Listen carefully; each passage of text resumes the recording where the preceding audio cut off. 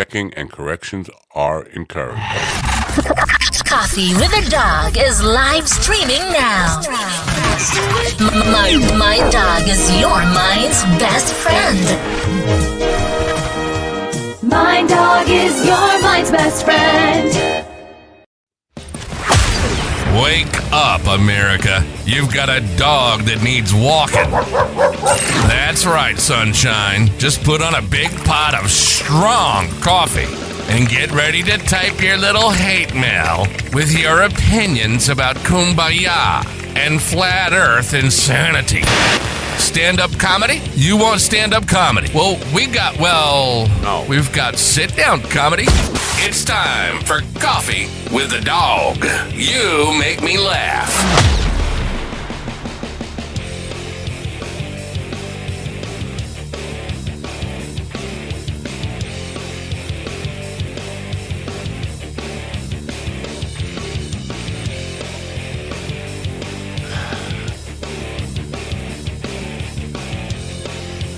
That's right. Oh, we got nothing. I don't know. Do I have sound? That's the question. Hello. No, nothing. I gotta act that out before it starts again, right? Hello. I don't know if I have sound. Yes, it looks like I have sound. This system sucks. Good morning. Good Wednesday morning, January 8th. What year is it? 2025, right? Right? Still? We have a show for you today. In the first hour, Kevin Hall, who is an author of a book called Signs. And I'm not sure if it's about talking to ghosts or like people in parallel universes, or maybe it's just about schizophrenia. It's about how thin the veil is. The veil, too? I'm assuming dead people, but it could be like people in the back end who just assign their own fucking videos to the intro. Maybe that's the veil he's talking about. Anyway, he's going to be here in the first hour. We'll talk about his book. In the second hour, what was that? Oh, in the second, that lady in the background is interrupting me now. It's one of those days. We got off to an early start today. Somebody pushed the wrong button. It happens. I got to calm down, right? California is on fire, and that's a terrible thing. And it's to be expected because I don't know. You can point the finger of blame any way you want. There is definite climate change is a real thing, and if you don't believe that, you probably don't live in a place that's been really changing that much. But most places have. If you look around, take a notice. Most places have been changing a little bit. In the second hour, Andy Page. Andy Page has been scheduled on this program probably, I think, 4 times, at least 3 times. And I think she's going to make it today because she sent me an email just this morning that she would be here. Yay. Andy Page is from QVC. I think QVC, one of the home shopping. Hold on, I'll make sure about this. But she's so on General Hospital. General Hospital. I was thinking about this last night. 42 years ago, 1983, was in a studio recording an album with Europa. And we had a hired gun keyboard player in on the session. And the session had to end early because we were getting close to 3:00 p.m. And he needed to get home to watch General Hospital because the Luke and Laura thing might get resolved that day. I shit you not. I should have killed myself that day. Now, General Hospital wasn't even new at the time, 42 years ago. But if you remember the Luke and Laura stuff, now Stephen Stephen Ortiz, his father was probably in middle school uh, when the Luke and Laura thing was going on. Christopher Cross had a song called "Think of Laura." That lady in the background is going to get a smack in her face. See, I need her there to tell me when the guests arrive. I don't need her there to tell me when Ron Kane leaves and comes back, or she's got to go. She's fired. Where was it? General Hospital. So General Hospital is like ancient when it comes to television. She's got a running character on that show called Pearl, and I think it's QVC. Yes, she's on QVC, and she's an inventor of beauty products and all that kind of stuff. So that's what we're going to talk about in the second hour. Now, of course, I don't need any beauty products. I mean, look at me. Can you get any better than it? But GD, as ugly as he is, could probably use some tips. Steven, definitely. I mean, he looks like my I forgot to shave one of my balls, to be honest with you. Anyway, that's the show we have for you today. I guess I'll play some news. If GD did not eliminate the news video, just taking it upon himself just to change shit around here on a system we don't know about. I'll play the news, and then we'll come back, and you can yell at GD all you want. He's up for grabs. You can beat him up if you need to. This is News in 60 with Alan Edwards.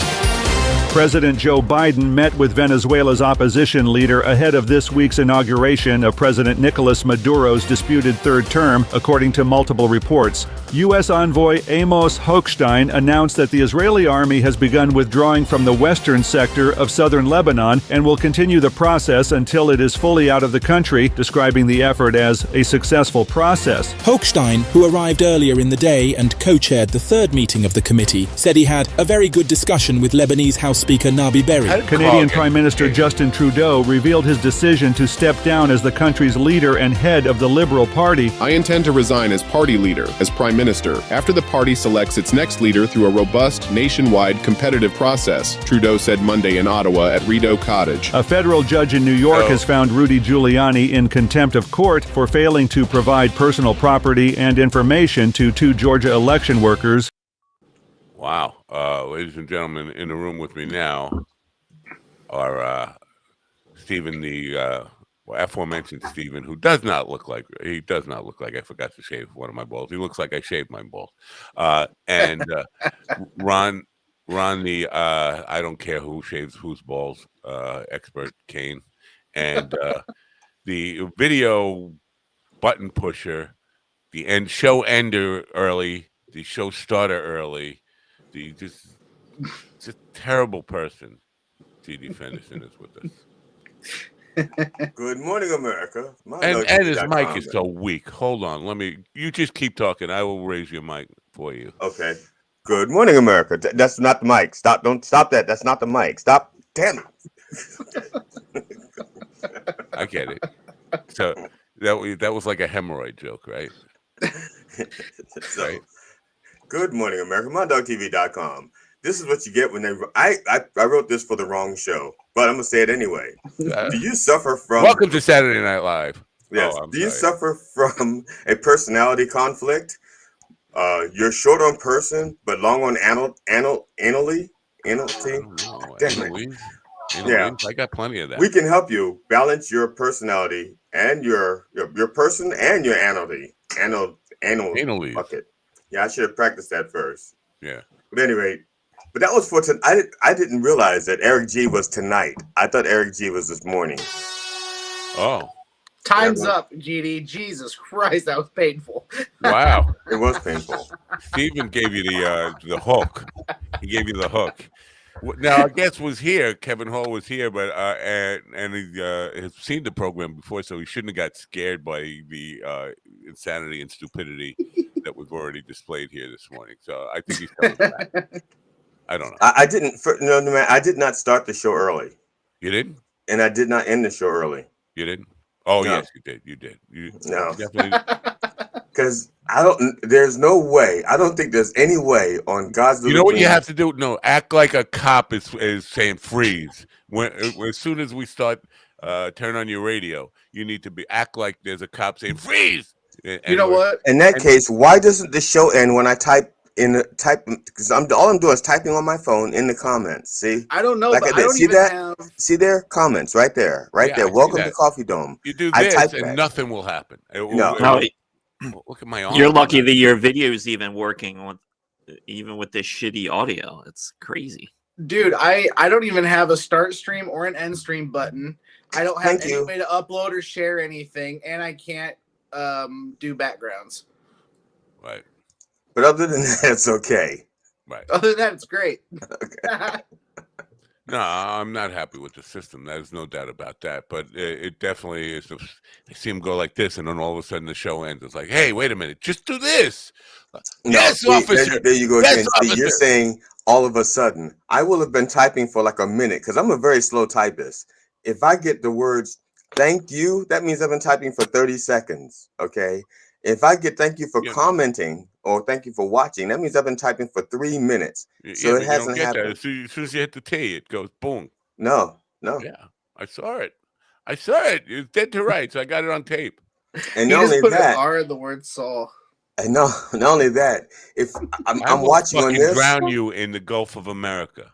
I'll be watching on this my phone, and you're saying we're off the air, and then it says right there on the live stream we're off the air, and then I'll say back, we're not.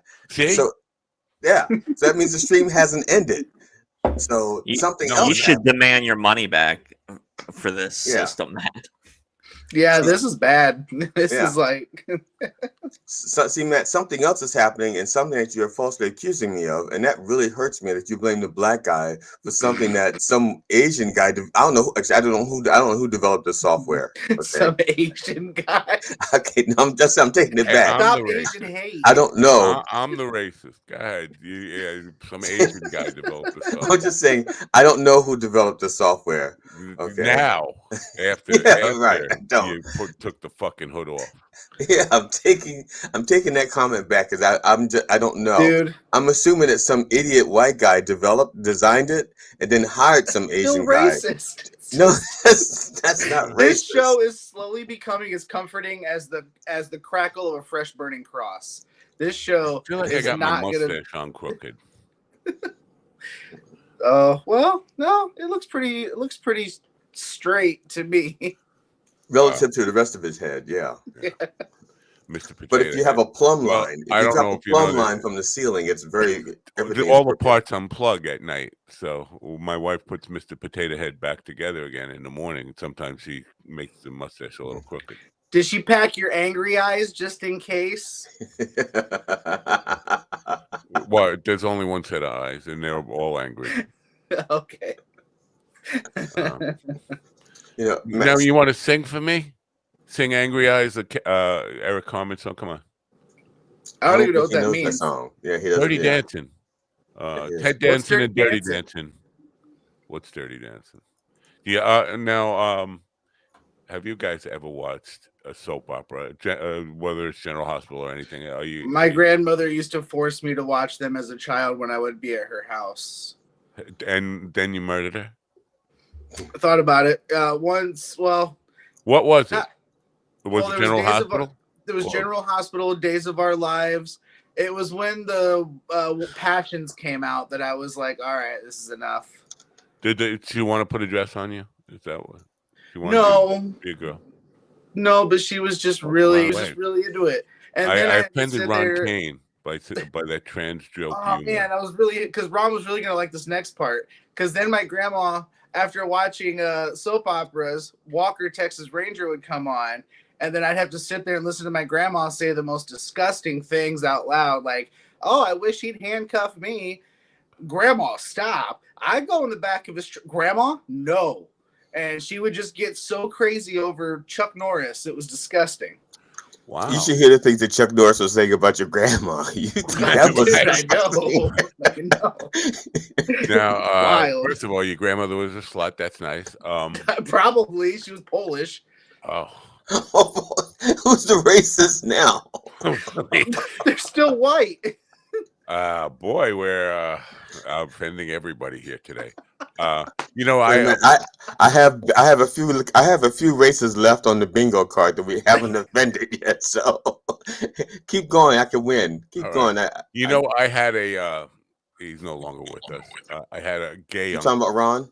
No, I had a gay uncle who a gunkle was in a commercial with Chuck Norris, and Chuck Norris threw I think they're called Funkles. He kicked a salt shaker at him and broke his nose in the commercial. It was a Super Bowl commercial. That's awesome. Yeah, so that was he was an actor all his life, but so anyway, so Chuck was your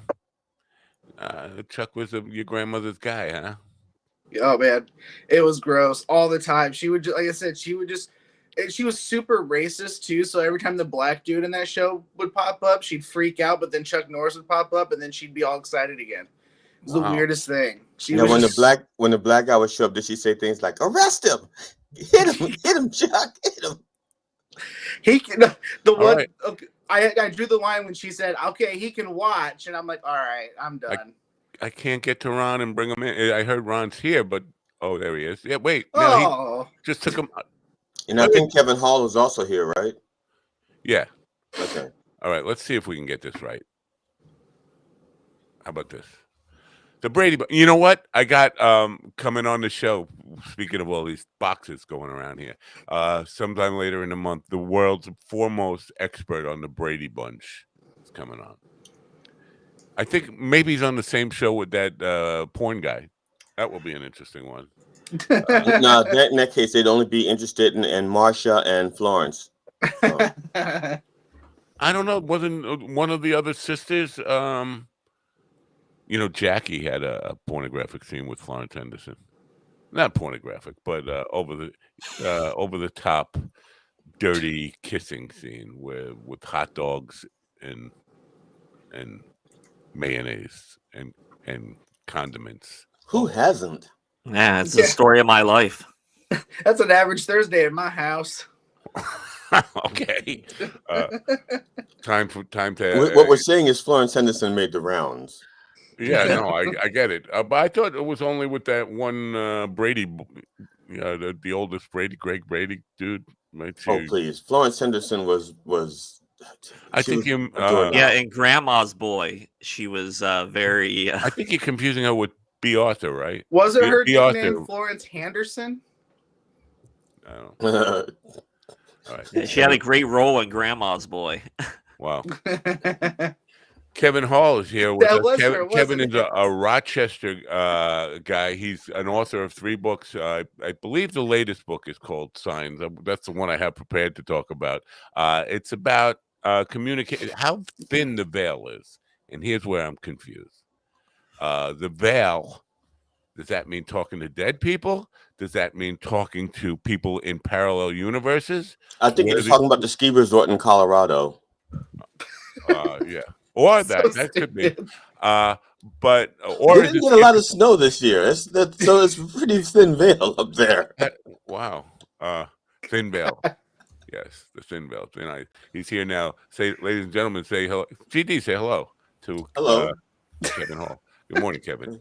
Good morning. How you guys doing today? We're on our meds. Our meds have not kicked in yet. Yeah. It's snowing here.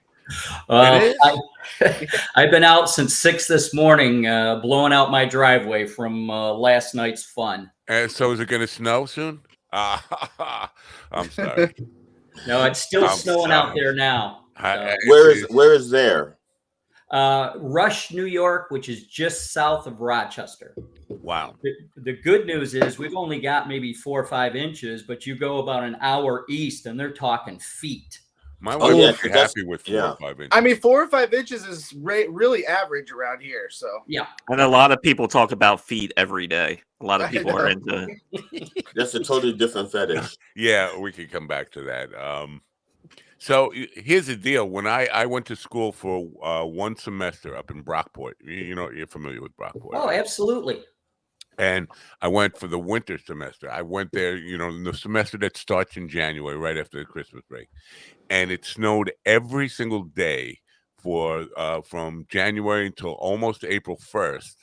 And then I was in the third floor of a dormitory. It snowed over the dorm. So I did not need to rent a refrigerator for that semester because all I needed to do was open my window, and that was my ice box. That's how much it snowed there. Has that changed? Because I was talking about climate change. Has that changed? Do you get that kind of snow up there now? Not unless you're in the lake effect area. You probably remember the snowfall a couple years ago in Buffalo, and it just tons of snow fell. Or you could go up in the Adirondacks, the Tug Hill Plateau, places like that. I mean, they talk 6, 7, 8 feet of snow, but it's not like what it used to be years ago. All right. Well, yeah, you know what? I think the climate is changing. I think a lot of people deny it, but if you've been around enough and you keep your eyes open, if you're old enough, things are different. Things are definitely different.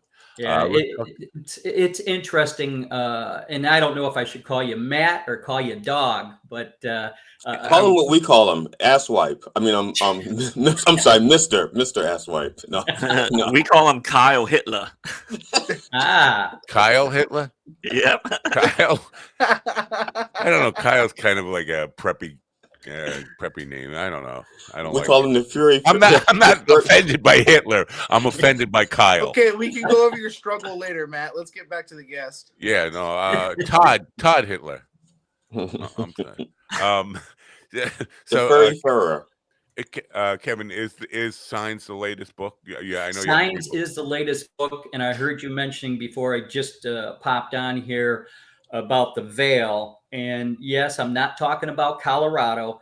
I'm talking about, dead folks, talking to and receiving communications from the other side of what they call the Veil.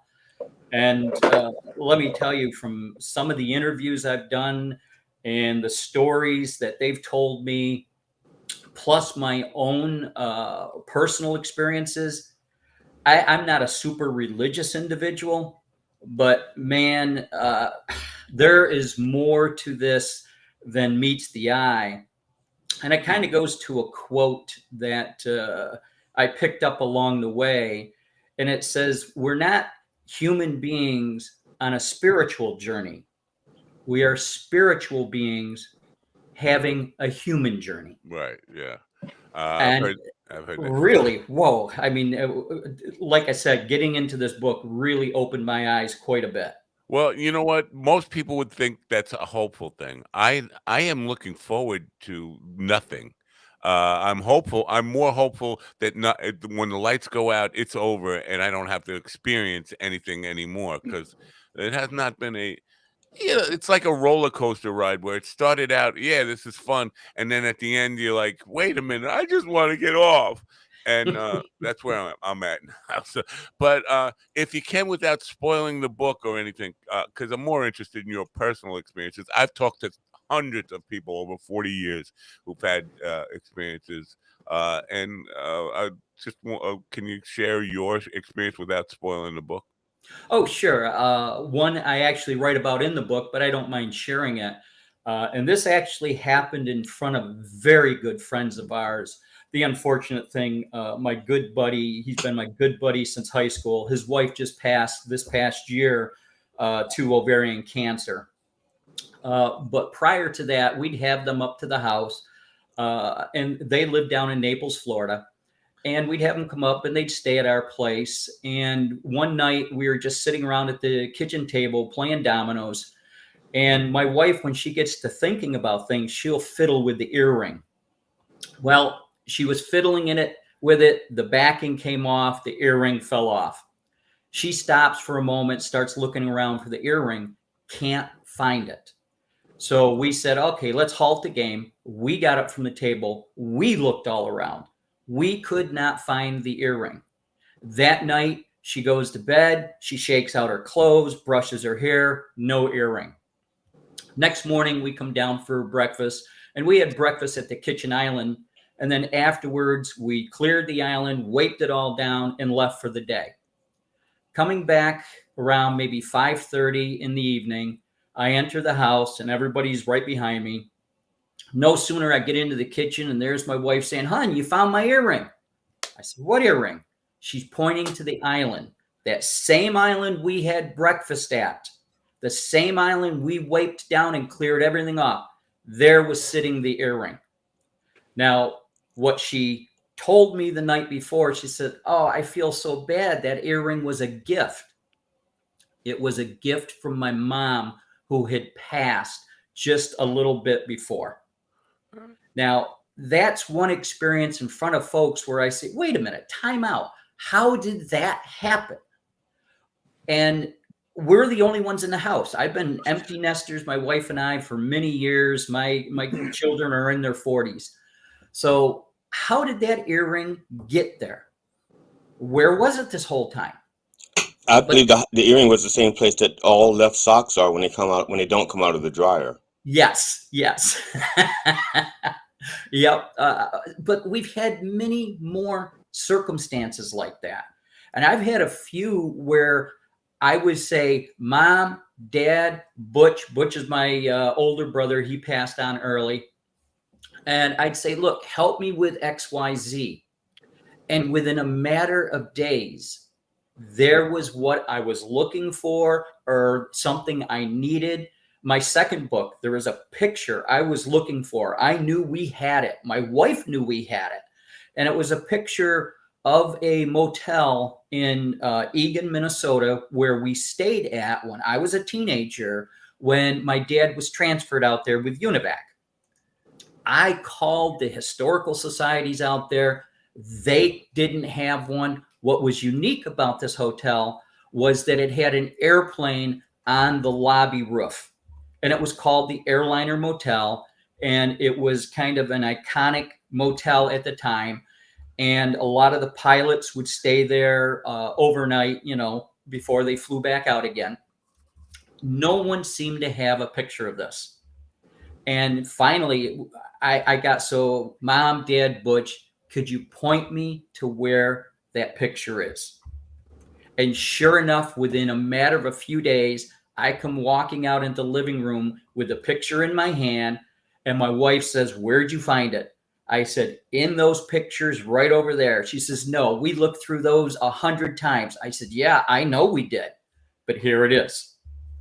Wow. How do these things happen? And so I had other friends tell me some stories. And then I was watching a show one day called On a Wing and a Prayer. And you all know Dennis Quaid. Dennis played a gentleman in the movie called Doug White. Doug was on a chartered plane going from Florida to his home in Louisiana with his family, when 10 minutes into the flight, the pilot dies. Doug now has to take over and fly and land this plane. Well, he does it successfully. But watching the movie, I saw, Dennis, and how, I want to call it, they Hollywoodized the show a little bit. It was a little bit more dramatic. But I said, I want to get the real story. So I got in touch with Doug, and I tried in the worst way to get in touch with Dennis. I mean, I was calling his agents, emailing them. I went to his alma mater. I went to his fan club. I could not get in touch with Dennis, or at least not have him return the phone call to me.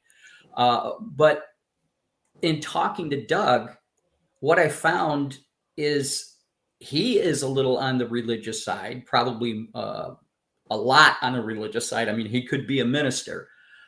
He said, when you walk in the light, you have no fear. And I said, can you explain that a little bit more? And he said, yeah. He says, the angels were with me. He says, I felt them. They were there. I had a job to do. Now, it's interesting, and I won't go into it too much further because I write about it in the book, but it's interesting how he went through to land that plane and how the communications went. And I'll give you this part of it. It was the old telephone game that you might remember from school. This person talks to this person, then they pass the message on to this person. That's what happened that day with Doug in order for Doug to land. And the person who was directing him was in Danbury, Connecticut. And that gentleman, through a relay message, was giving the messages to the air traffic controllers down in Florida. And it was just a telephone relay, but they managed to bring him down. So I got his story, wrote about that in the book. Another gentleman, Ed Curry, you might know about the Carolina Reaper pepper.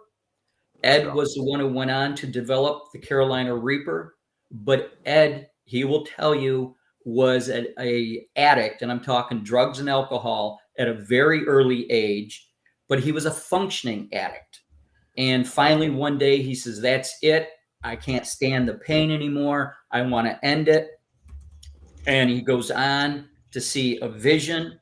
The vision tells him to go to a certain place, winds up being a rehab hospital. And he didn't even know that when he went there. And almost 3 years later, he's now down in South Carolina and totally sober, been totally sober ever since, and started growing the Carolina Reaper. He's now also developed Pepper X, and Pepper X, you probably heard of the Scoville heat units, 2.4 million Scoville heat units. I mean, this is a deadly pepper. If you take the standard jalapeno at somewhere between 2,000 to 8,000 Scoville heat units, this thing is 2.4 million. And here's the interesting part. Doctors are now looking at it for cancer research. See, I think the interesting part is the fact that he went from wanting to kill himself to trying to kill others with peppers. Right. Yeah. Well, I'll tell you, I saw him on another podcast, and the cameraman there, well, you know, Mike Rowe, Dirty Jobs guy. He was on the Mike Rowe podcast, and that's where I first saw Ed. And Mike's cameraman decided to challenge Ed to, you know, take these peppers and kind of like a pepper showdown. And the cameraman was a big burly guy. He went down like a baby. He had tears in his eyes. He was throwing up. This thing just put him out of commission. But Ed, that's not a fair competition, because peppers, the way tasting stuff works is it affects different parts of the tongue. You know, so you can actually maybe put it in the front of your tongue and it doesn't burn as much, and swallow it whole, and you're fine. And since he designed the pepper, he may know that. That's not fair. I mean, Well, I ate a Carolina Reaper straight. I mean, yeah, it wasn't the worst thing in the world. Mr. Tongue, do you have any input on that tongue story? No. I didn't think so. Good.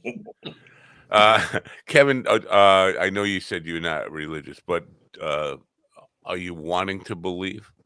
Oh, I am definitely a believer in the Almighty. There's no doubt about it. And when I say I'm not religious, I do not like modern day churches.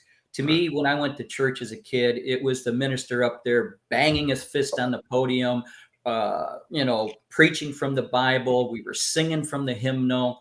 Now you go to church and they got the guitars playing and the drums going, and, you know, everybody shows up in however they want to dress.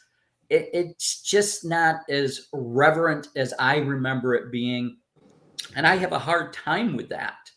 And I blame air conditioning. I blame air conditioning, because before then you wanted to get in and out of church as soon as possible. Before the fans got too hot, it's like, okay, I'm not trying to kill you guys. This is a short sermon. It's only 1 hour. We'll get you out of here. See, TD, I know you probably think TD is only like 65, but obviously he's been alive longer than air conditioning predates air conditioning. Well, a lot of churches predate air conditioning. Yes. Yeah. Well, like for me, my wife is a DC, a dirty Catholic, and I completely disagree. The Catholics, they have no showmanship. You go there, it's so boring. It is pretty boring. If you ever need to sleep, get the Ambien. Clothes they're wearing is terrible. Everyone's half asleep. They need something. Yeah, see, my kids go to a Lutheran school, which is like Catholic light, and same, no showmanship. It's they light a candle for 2 hours, standing up and down, making me feel bad about myself. It's horrible. Fuck those guys, man. That's horrible. Bring on the guitars, man. Now, It's So funny you mentioned I went to a Lutheran. Catholic church, and we had a guitar folk group. So it was designed for younger people, and it was air conditioned. But they had like a 45-minute, a 1 hour time limit thing. It's like the sermon, everything's 45 minutes, and 15 minutes to set up and break down and get ready for the next show. I'm sure it was for young people, especially in a church. Yeah. Kevin, I think you misunderstood my question, because you Sure. said you are a believer in the Almighty, and that's not what I said. Do you want to believe? And this is and I might even want or need to believe. In other words, is it important for your comfort, your being able to sleep at night, to embrace the idea that there's something more than this? I don't know if it's a comfort level as much as I now know we don't just go on to nothing. And, Right. you always have these questions asked in your head, do we live beyond it? Is this the only thing we have is our mortal being here on earth? I'm not one to say I want to die anytime soon, but the only thing I'm fearful of is maybe the way I'm going to die. Yeah. Yeah. Is it going to be painful? Yeah, no, this is my biggest problem. Because I am the kind of guy who really, I've had enough of the ride, but I don't want this. I'm not jumping off while it's moving. And I can't find an easy way out. So I'm So hearing. does this book offer evidence that let's say the regular religion can't offer, I guess? Or what does this have to offer in terms of afterlife and talking to the dead and all of that fun stuff? I think there's a few things that it offers up. First, I also describe the book as a little bit of a primer, because there's many, many ways we can receive information from beyond the veil and that we can actually communicate with them. And one of those is the dream state. Now, we've all had dreams where it's so vivid, so real, and the person was there standing next to you, that kind of thing. And you remember them weeks, months later. Typically, that's referred to as a visitation dream. And I said, okay, let me research this a little bit further. I went back to the days of the Egyptians, the Romans, the American Indian. I went into cultures in China, Japan, India, the Norse. They all have this. And then I got in contact with a doctor out of Buffalo, Dr. Christopher Kerr. And he was a cardiologist by trade. And now he's the CEO of hospice and palliative care there. And he's chronicled over 1,500 end of patients' life stories. And over 80% of them have these kinds of dreams or visions. And then I also did a further research and came across names you probably know: Sam Kinison, Olivia Newton-John, Suzanne Summers. And I started to hear their stories. In fact, Sam's was the most interesting. And he yelled it at you? Preface that with Sam was a preacher before he became a comedian. Yeah. Yes, he was. And he grew up in a very Baptist home. And the night that he got in the car accident, he had been recently married about 3 weeks. In the car was him and his wife. Right behind him was a van with the rest of the group. His brother was in there and the rest of the entourage. Well, they're traveling down the road and a car pulls out into the lane, winds up, boom, right head on into Sam's car. Well, his wife was banged up, but she was okay. But as Sam was there and his brother was with him, and his brother is the one who tells this story, Sam looked up almost like he's looking up to the corner of the room, and he said, no, I don't want to go. No. And then all of a sudden, well, all right. Okay. He was gone. Who or what was he talking to? Probably the same people that he yells at when he's screaming on stage. But there's Yeah. also Well, I guess I'm just. Stephen, Ron had something to utter. Sorry. Go ahead, Ron. no. I was going to say, what do you think about people that have actually studied death? And there's a lot of belief too that even doctors that believe in God or whatever, um, they say they believe that what people see is just the brain's last attempts at trying to stay alive. And so your brain, because you could be in shock or, whatever else you're suffering, and it's just your body saying, I'm doing anything to survive. And if I need to see this, maybe that helps me. Man, it's like Ron's a telepath. It's like he took the question out of my head because my question was basically that, along with how do you explain those who have near-death experiences that don't have before you answer that, spiritual thing. Kevin, this is why I asked if you want to believe, because I consider myself an agnostic. I don't care.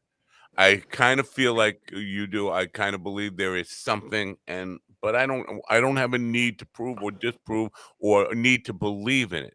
But if I were a hardcore cynic and had a reason to try and prove all this has some kind of natural, non-spiritual explanation to it, I would find all those ways. If I wanted to believe that, if it brought me comfort, I would go out of my way and be able to find evidence that I would consider proof that it is spiritual. So a lot of it depends on your inclination. It's kind of like Stephen with UFOs. He really wants to believe.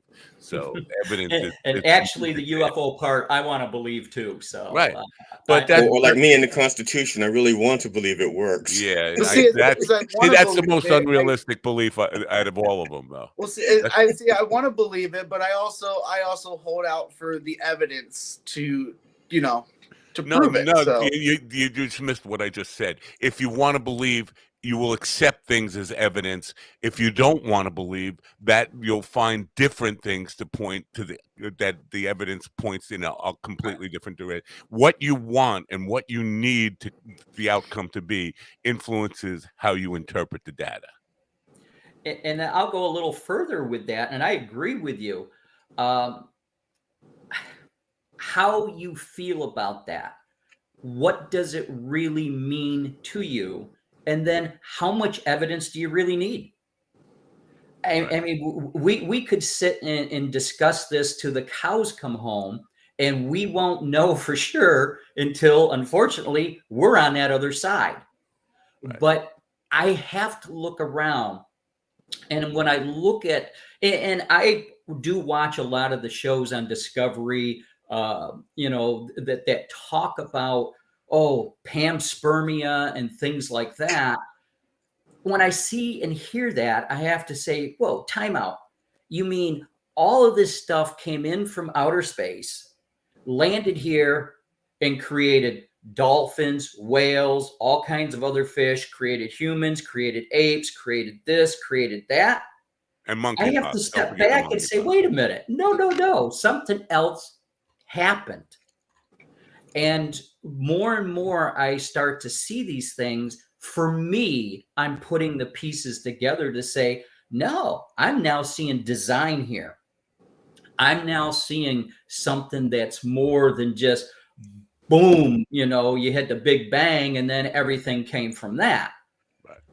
I think it's more like Edward Scissorhands, where God is like Vincent Price, and he started creating things and had a heart attack before he finished, and then all of a sudden you got this one guy who runs around and he's not done, and he's just it's a nice. He's a very nice on the inside, but his hands are creating havoc. So I think we're creating havoc because he didn't finish.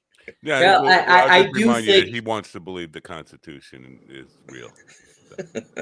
Now, I do think a lot of our religious teachings go too far and start to get away from what the message truly is. And for me, that message is one, and we all talk about it, we all think about it, but I don't think we display it enough. And it's truly a message of love. And if we care for one another like we care for ourselves, then I think that's really what a lot of this to me is about. And you've mentioned about folks dying and near-death experiences. A lot of them come back and say there was such an overwhelming feeling of love they've never felt before. Yeah. So we've had lots of them on the program. I mean, at 40 years of talking, I can't really give you like an honest estimate of the people I've talked to that have had those kind of experiences. Very compelling stories. I would recommend Gary Ismans, who is a neurosurgeon at the University of Virginia, who teaches this stuff. He's a believer in the afterlife, and this is a guy who has seen people. He, Mhm. he's presided over death, and done brain scans of people as they were dying. Compelling. And he's got a book out about it, but compelling stuff. So when you see a scientist come across this stuff, but again, I think it comes down to because I don't care. I really don't care. I mean, I don't. If that happens, I probably would be disappointed to know that I got to still go on now. Come on, I thought it was done. I thought I was clocking out of my shift, and now you tell me I got to hang around for another shift or something. That would be it. But I don't care who's right and who's wrong on the idea of spirituality. But I think no matter where we are in this, if you want to believe, you will look at evidence and say, yes, this is proof. And if you don't want to believe, you will look at evidence and say, well, there is a different explanation, and I can come up with one. No, And Matt, I think your perspective might change if they said to you, okay, you have to do another shift, but it's overtime. You're getting extra pay, time and a half. nah, I Well, need more than that. I need more than that. double time? I want Musk money. See, all right. So we've established that how's that joke go? We Greedy. established. I was going to say, a prostitute. We're just haggling over price. Right. No, that's I get it. My father-in-law told me that joke. Yeah, that's what I said. It's an old joke. I said that. Yep. Well, I'm hoping it's like who is it? Cheech Marin. I think it was him in that 70s show said that he can't wait to go because he hears that heaven has an open bar. Yeah. I really would love to be there, and I hate to scare you, but it's not just overtime, and it's not just for another shift. It's for eternity. So, I'll plant that in your head and let you think about it. As long as I can travel, I'm okay. If it's eternity on this planet, and once you've gone to the deepest part of the oceans and talked to the octopus, because they're the most intelligent creatures down there, maybe them and whales. And my audio was unplugged. Do you hear me? Yeah. It's telling me my audio was unplugged. I never lost you. No. And Stephen, I just wanted to make a quick comment. You talked about your kids in the Lutheran school. My friends that came up and the one whose wife passed away, their son is a Lutheran minister out of Massachusetts. Wow. So I've been to a couple of his sermons out there, and I get it when you say there's not a lot of pomp and circumstance, but I do enjoy his sermons. He keeps them brief, but he keeps them to the point. And I think as long as there's a message to be shared, I'm fine with that kind of thing. But I don't like the ones where they just ramble on. And the church that I do go to occasionally, it's an hour sermon, but 20 minutes of it is taken up with the guitars and drums and the singing. Right. And I hate to say this, but a lot of their songs have the same kind of melody or pitch, whatever you want to call it. There's not a lot of variation up and down. It's la, la, la, la, that kind of thing. My father was a Catholic. My mother was a Lutheran, and I was like raised. I go into both kinds of churches. So, and when my father was getting ready to pass, he was seeking the counsel of a Lutheran minister, and had been talking to him every day for like 6 months. And one day, and I was a hardcore cynic at the time, and he got me, and we had a long conversation about why he did what he did and where he did what he did. And at my father's funeral, he started quoting from Matthew, and everybody thought he was quoting from the Bible. He was quoting from stuff that I had said to him, and putting it back in my face. I'm very, I don't know, influenced by that upbringing of a Catholic father and a Lutheran mother. So I'm curious about the book, though. How long has it been out? It came out last year, and I'm actually thinking about a sequel to it, but it's done well. Surprisingly, it's just now starting to grow more and more. It didn't take off like my first two books did. Those were more memoir history. But I think it's starting to get its footings now and really starting to, come into its own. So I'm very, very pleased about that. And I'll go back to Doug White for a minute, the On a Wing and a Prayer guy. In my interview with him, he told me if the book can just reach one person, it's done its job. So, but do you know who it's hopefully, reaching? Pardon? Do you know who it's reading? That's where I wanted to go with this. Is in the feedback that you got? Have you gotten feedback from anybody who would describe themselves as a cynic beforehand, read the book, and changed their life? I have not received that, but what I have received is a lot of other people's stories. Yeah. And it doesn't matter what religious background they are. It doesn't matter what upbringing they had, what their financial status in life is. They all that are getting in contact with me have some pretty remarkable stories to tell. I sit back and just go, wow. I have my own really remarkable story to tell. But at the time, again, it comes back to it brought me great comfort. And this is where even my own experience makes me think somewhat as like, let's really dissect this. Did I need to believe what happened, or was it real? I'll run through it really fast. But I woke up in a dream state, woke up with a completed song. Like I felt a complete song in my head, knew the chords, had the lyrics all worked out. I was like, "Whose song is this?" And I called lots of musician friends. And I said, "What song is this?" And I would sing it to them, and they said, "I don't know. It sounds good. I've never heard it before." And so I started recording it. And halfway through the session, I just took a break and went out to the mailbox. In my neighborhood, mailboxes are across the street. And I was across the street getting mail out of the box. And the song, by the way, was about my son who had passed. And as I'm getting the mail out of the box, I hear, "Watch your back, Pop." And I turn around and I see my son on a bicycle, a spitting image of my son, like a doppelganger. And a car almost hits me just at that moment. I would have turned around, would have got hit by the car. The guy said, "Watch your back, Pop." And my son always called me Pop. So I kind of like, whoa, this is like a weird moment. As he came around the corner, he just smiled at me and kept going. And I was like, I was stunned. And I'm thinking, I want to get in my van and go chase this kid down. And that would be weird. Because hey, wait a minute, and wait, what's the strange old man doing? But it was really profound. I wrote the song, I recorded it, put it out there, and everybody said it was a really moving song. But I really clung to that belief.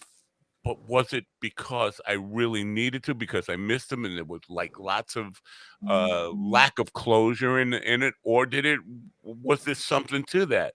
And I'm not going to resolve that. But if I want to believe, I could easily come back and be changed and be a evangelist for this kind of idea if I wanted to do that. So that's where I'm like, you know what, I'm questioning my own beliefs in all that, but I can have that profound experience and still say, is it all in my head?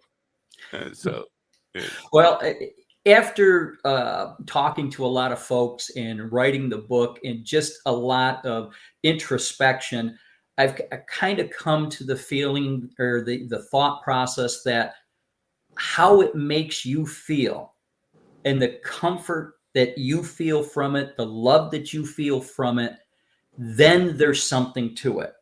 But if it's one of these things, you just go, "Oh yeah, he was on the bike, he rode by." Right. Then that's probably what it was. But if it's something deeper, if it's something that makes you kind of sit up straight and say, whoa, then I think you owe it to yourself to explore it a little further. And that's what I get into the book. And I even challenge folks in the book to say, look, if you want to believe this, fine. But if you don't, challenge me, come back. Let's talk about this, because I believe there is also a lot of good to be had by just those discussions. Yeah. And I personally, for me, I've lost a lot of folks in my life. My wife and I were on our honeymoon. By the way, we've been married 48 years. We were on our honeymoon. My dad passes away suddenly. So that was the first one. And then my wife's brother passes away 2 years early to a motorcycle accident.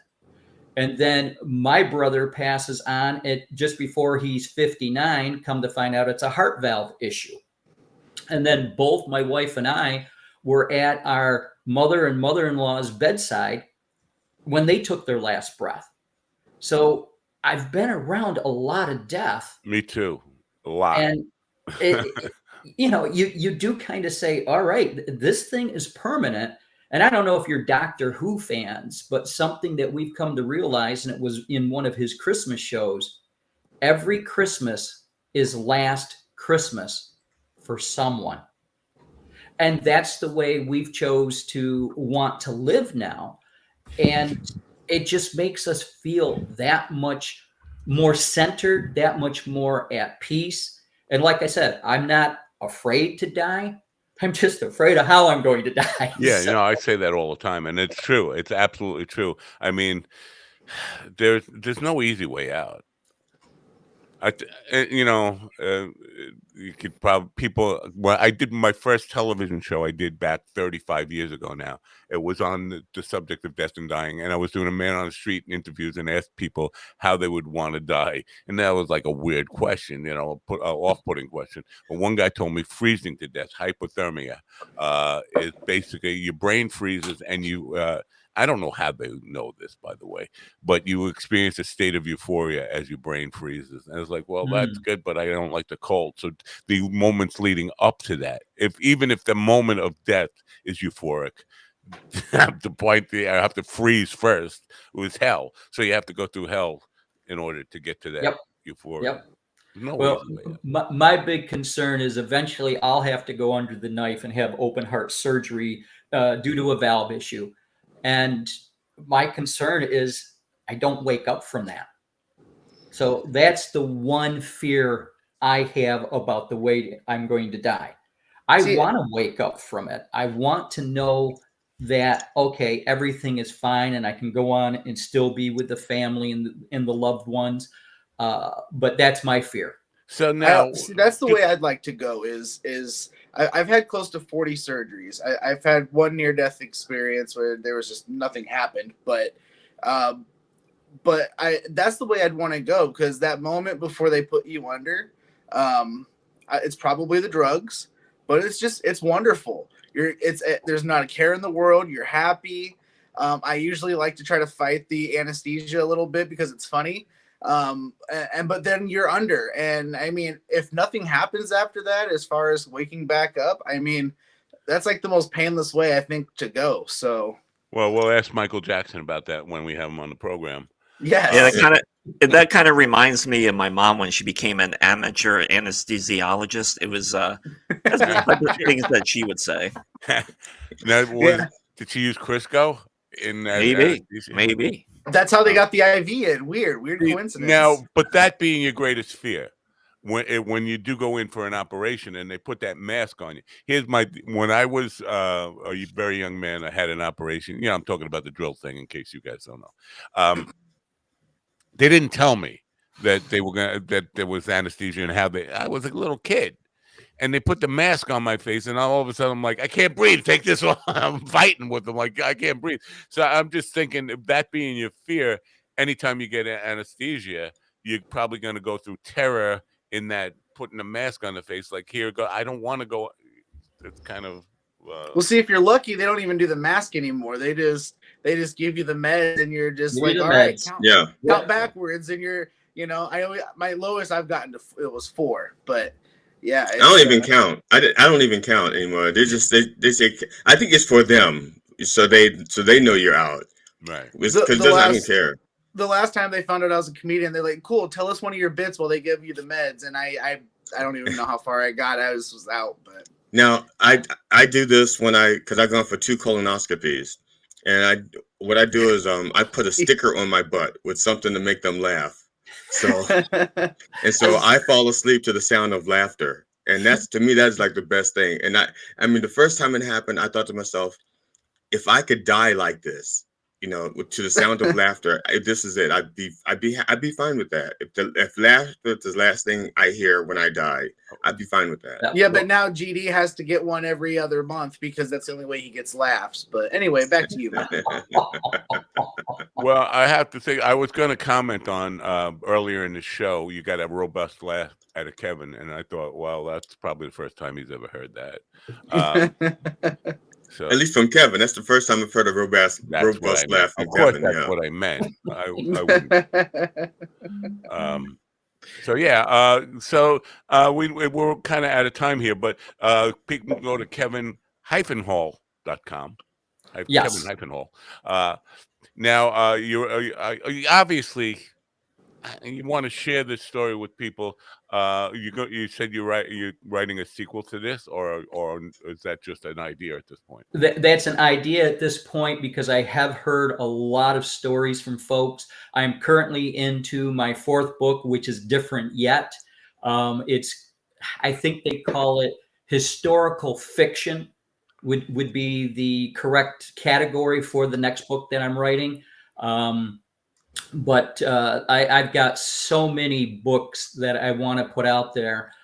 Everything from continuation on this to even children's books.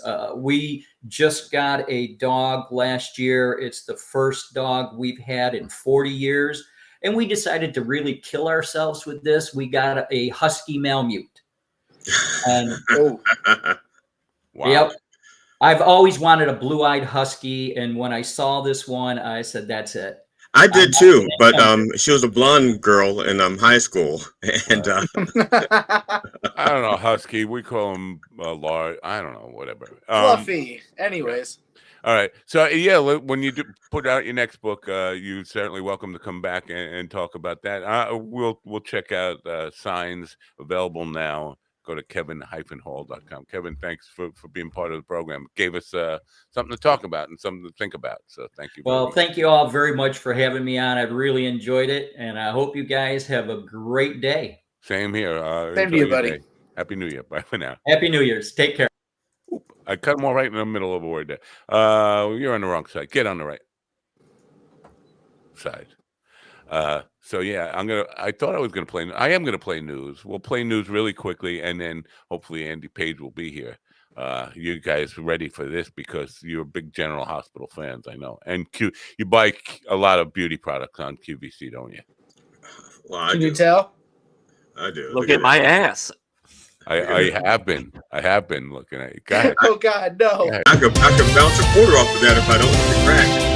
Canadian Prime Minister Justin Trudeau revealed his decision to step down as the country's leader and head of the Liberal Party. I intend to resign as party leader as Prime Minister after the party selects its next leader through a robust, nationwide, competitive process, Trudeau said Monday in Ottawa at Rideau Cottage, speaking in both French and English. The 53-year-old leader will remain in office until March 24th after first taking the role in 2015 from then-Conservative Prime Minister Stephen Harper. Lawrence Keller reporting. U.S. envoy Amos Hochstein announced that the Israeli army has begun withdrawing from the western sector of southern Lebanon and will continue the process until it is fully out of the country, describing the effort as a successful process. Hochstein, who arrived earlier in the day and co-chaired the 3rd meeting of the committee, tasked with monitoring the implementation of the November 27th Israel-Hezbollah ceasefire agreement in the border town of Nakura, said he had a very good discussion with Lebanese House Speaker Nabi Berri. Benjamin Wright reporting. President Joe Biden met with Venezuela's opposition leader ahead ahead of this week's inauguration of President Nicolas Maduro's disputed third term, according to multiple reports. Speaking briefly at the White House, Venezuelan Democratic Unitary Party leader Edmundo González Urrutia described his meeting with the outgoing U.S. president as long, cordial, and fruitful, the Miami Herald reported. The United States has recognized González, who arrived Sunday night, as the rightful winner of Venezuela's recent presidential election. Liam White reporting.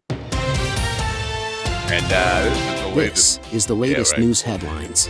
Pope Francis has appointed the first woman to lead a major Vatican office, naming Italian nun Sister Simona Brambilla as prefect of the department overseeing all Catholic religious orders. This appointment represents a significant step in Francis's efforts to increase women's leadership roles within the Church. While women have previously held deputy positions in some Vatican offices, this marks the first time a woman has been named prefect of a dicastery or congregation within the Holy See Curia, the Catholic Church's central governing body. Jessica Oakley reporting. The Justice Department has reached a settlement with Antioch, California, and its police department following an investigation into alleged discriminatory practices by the city's officers against members of the public. According to allegations, officers exchanged text messages using racial slurs to describe black residents, praised excessive use of force, and mocked George Floyd. The investigation began after messages between dozens of Antioch Police Department personnel sent between September 2019 and January 2022 were made public following a separate inquiry by the Contra Costa County District Attorney's Office and the FBI. Kevin Sanders reporting. A federal judge in New York has found Rudy Giuliani in contempt of court for failing to provide personal property and information to two Georgia election workers he was found to have defamed. Judge Lewis Lyman ruled in favor of Ruby Freeman and Shay Moss, who stated Giuliani has not turned over a single dollar to satisfy the $148 million judgment against him. Giuliani was held liable in 2023 for defaming Freeman and Moss by falsely accusing them of tampering with the 2020 presidential vote in Georgia. Kyle Norris reporting. And that's the latest news headlines with Alan Edwards. All right, get out, Al. I didn't even play the outro music because of the system. It's kind of odd that Trump is just letting Rudy fucking swing in the wind there on the other road. Like, I don't know. He's not even attempting to help him out. It's very weird. But that's the kind of friend you would expect Donald Trump to be. Like, exactly. I got what I needed out of you. Yeah. So yesterday he was saying that he was actually suggesting war, using force to take over Canada. Like, first he was talking about economic force, but he's actually thinking about they don't have much of a military. It's Canada. We could just probably ask him nicely. So the question is, what's the real story then? What's he trying to deflect from? Because we know this is bullshit. So I mean, between the hush money and the assault cases, what are they trying to distract from? Something. It's just trying to save his ego, because the sentencing thing. He knows he's not getting jail time. He knows he's not getting a fine, but he's still fighting the sentencing with like it's the worst thing that could possibly happen to him. He's going to get a case dismissed and not even a slap on the wrist, but that just because he doesn't want to be known as a guy who was convicted and sentenced. I guess he's just probably it's just so fragile. So fragile. So he's got little man syndrome, which is hilarious. But I don't think necessarily when you say this is all bullshit. I think he really wants Canada. I just think it's. Oh, I'm sure he'd love to go down in history. Because here's the thing: right now, his footprint in history is covered in dog shit. There's nothing positive about it right now. And if he can try to find something to grasp onto to say like, yeah, look what I did as president, he's going to try. Whether it's that or the Gulf of America or whatever else it's going to be. He's got stuff he can say that about. He's got. I mean, we for forever. Before Donald Trump, nobody gave a shit about January 6th. That transfer of power thing, it just happened. Nobody cared. Nobody cared. Nobody cared. Now every January 6th is Insurrection Day. I kind of disagree. In 2001. People cared about January 6th because Al Gore had to kind of certify his own loss. Yeah, but people forgot about that. Well, that didn't become. I have dementia. I didn't forget about it. Well, and Harris had to do the same when thing. I say people, I mean as a whole. It's not a holiday. No, it's not like every January 6th people come around and say, "No, this is the anniversary that Al Gore had to." You're right. You're right about this that. Is like not Insurrection Day, which right. is known now. It's Happy Insurrection Day, everybody. Yes, that's what I'm talking about. It's a holiday. That's what I'm talking about. Yeah, it's a Insurrection holiday. Day. That's what I'm talking about. Yeah. So he's got that. He got a holiday without even trying. Okay. I mean, most people, that's true. It took us what 10, 20 years to get Martin Luther King's birthday to be a national holiday. And I don't even know how many times I marched in DC in the cold, freezing weather, to do that. I don't know how many times you did either. I don't. I think it was 3, but I don't know. I was frozen. And then there's this euphoria comes over you. Warm out. See, because there's no like rush. You can march in August, Yeah, but they were marching for his birthday, so he did it on his birthday. Martin Luther King generally marched in warm places for the most part. I would have marched on April 4th, the day he was killed, just because all right, we can use that one and it's warmer. That's what I would it wasn't my call. It wasn't my call. As a matter of fact, I think most of these efforts were led by somebody I detested. I despise Reverend Jesse Jackson. I do not like him. Never liked him.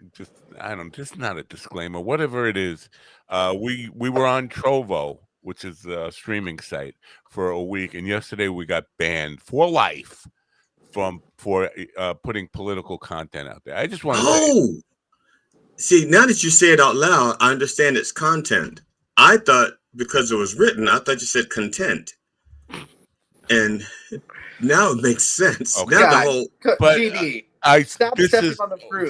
The only point I'm making here is when you sign up for things, read the terms. Because if I would have read the terms that even discussing politics will get you banned from life, I would have not signed up for the thing, because I know it's going to be times when I'm going to want to talk about politics. So I won't even bother signing up. I should have read the terms and conditions. Well, start an OnlyFans.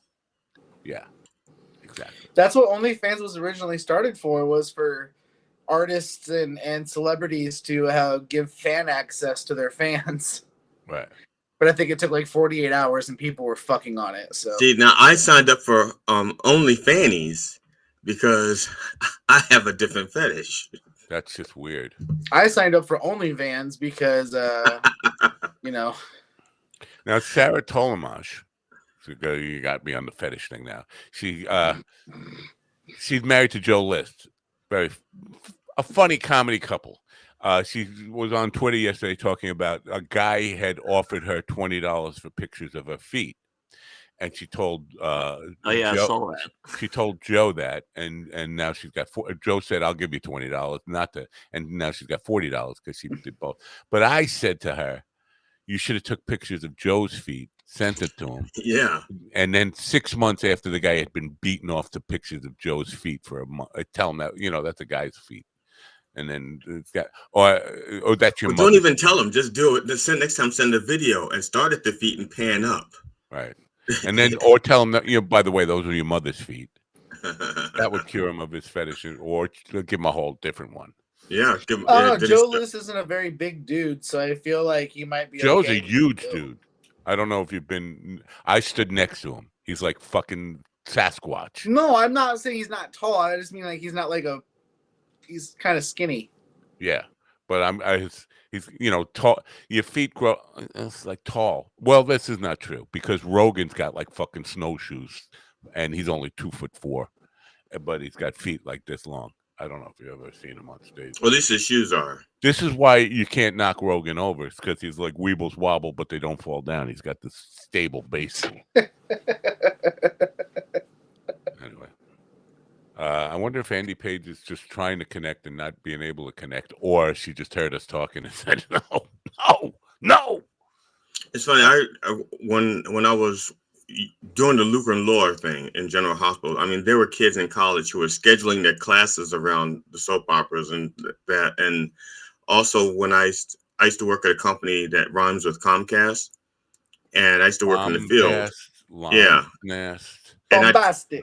And when I come in to eat lunch in the lunchroom, the TVs are set for the soap operas, and the women had scheduled their lunch breaks around the soap operas. Mom's ass. Yes, yes. Mom's ass cable. Right. Did I interrupt your story there? No. I was just thinking. All right. No. No, but you did, but I don't care. Yeah, who cares? Nobody cares. I was in a recording session, and a guy was leaving. He had to. We weren't done. He's got to leave to go catch Luke and Laura. Like, are you fucking kidding me? I should have ended my life right then and there. Somebody has joined us. Right now, did you shut the lady off? I didn't do anything. No one's done anything. No, how come she announces the host but doesn't announce that the guest is here? He just announced the guest. Huh? He just announced the guest. I didn't. I didn't hear it. Yeah, it's only you that hears it. I don't You're know the hearing answer. voices from beyond the veil. Right. I don't know the answer. You know, I asked. You know, he avoided talking to the dead completely. By the way, 100%. What do you mean? But I was like, what does this offer? You know, for life after death or talking to the dead? And he never even touched on talking to the dead. I think he did. Not really. He kind of equated he talking talked to about the the dead. earring thing being He kind magically. of equated talking to the dead with finding lost shit. If my first question was like, I was trying to ask him like, when was his last eye exam? Because it sounds like nobody just knows how to find shit. Oh, I found a picture in a box of pictures. Yeah, that's where the fucking pictures are. Tell me, my father that died 2 years ago. Tell me from beyond. Where did you put your spare set of car keys? The problem I have, because it's like a Houdini thing. He was debunking a lot of psychics or mediums, people that talk to the dead, just take advantage of people. They're just. That's my biggest issue with them. Yeah, they're taking advantage of people's need to know that their loved one is someplace where they're happy and safe. Yeah, like if it was a book talking about like the fundamentals about it, or or like his theories on it or whatever, that's cool. But it's like if you're just completely taking advantage of people, that's it's awful. All right, let's move on, because we are so ugly that this place is about to get a little beautified in here, and I don't know if our audience can take it. Maybe she'll just balance 4 ugliness out with her beauty. Andy Page is a soap actress. She's an actress on a soap on General Hospital, the longest running soap in the history of television. Responsible for more class cancellations and reschedulings than any other soap opera. Oh, yeah. She's a podcast host, QVC guest host, beauty, image, lifestyle expert, and an inventor of products and stuff. And she's here now. Finally, we get to meet Andy Page. Good morning, Andy. Thank you for being here. Good morning. I actually love your conversation. I have gone to psychics to try to talk to, loved ones who've passed away, just desperate to hear, their final thoughts. So, I mean, I love to join the conversation that you were having. I find it fascinating. We just had a author on who wrote a book called Signs, and it was about voices from beyond the veil. And my concern was, because I had a psychic on once recently in the last year or so, and I asked her, what's the difference between what you do and schizophrenia? And she said, there's really no difference. And which it was a starting for an admission like that, to say, basically she wasn't saying that she's schizophrenic. She's saying all the people we label as schizophrenics really are hearing voices from someplace else, whether it's parallel universes, the dead, or whatever. Yeah. Who knows, though? And again, my take, and we'll get to talking about beauty in just a second, but my take on it is, if you really want to believe, you'll find reasons to believe, and you'll tie evidence or so-called anecdotal evidence into reasons as proof. If you want to believe it's not the case, you will find reasons for that, and if you don't care like me, you'll just have a laugh with it. No, I think you're right. If you want to believe, you're always searching for evidence. So I think that's absolutely true. I know that was true in my case. So we were talking this morning about General Hospital, and you're probably too young to remember the Luke and Laura stuff, right? Was that before you were born? No, not at all. I mean, I'm 54 years old, and this is my very first acting job. So wow. Yeah, no, this came completely out of the blue. I have done a lot of reality television, and that was always my forte. But this role is actually the role of a guest host on a home shopping network. That's the storyline. And because I am a guest host on QVC, and the producers are producers that I've worked with in the past, they remembered me. They remember me as someone who would, show up on time, do a good job. And fortunately, I got the call on Thursday, and I was basically signing a contract on Tuesday. So I am the latest cast member on General Hospital. You're right, it's been on air for 61 years, but I used to watch it with my great grandmother. I went to a Catholic school where we had half days on Wednesdays. And so Wednesdays, I would go to my great grandmother's house. We would have real Coca-Cola and Nutter Butters, and we watched General Hospital and Days of Our Lives. And so those are the two stories that I remember from my childhood. Did your great grandmother have a thing for Chuck Norris? Just curious. Yes, and Blackie. I have a thing for Blackie. Yes. The reason I asked is because Steven's grandmother used to make him watch. Great grandmother used to make him watch the Luke and Laura stuff, but then he would watch Chuck Norris, and his grandmother would make inappropriate comments about Chuck Norris. She had the biggest crush on Chuck Norris, and it always came back to the handcuffs every time. Not the black belt. Not the black belt. She'd say, "Tie me up with that black belt, Chuck." No, it was always, oh, I wish he'd handcuff me in the back of the truck. I'm like, Grandma, stop it. Stop it. That is a lot to take from your great grandmother. Man, I know. So, an old Mormon lady, and she was all about it. Man, thinking about this mental illness stuff, people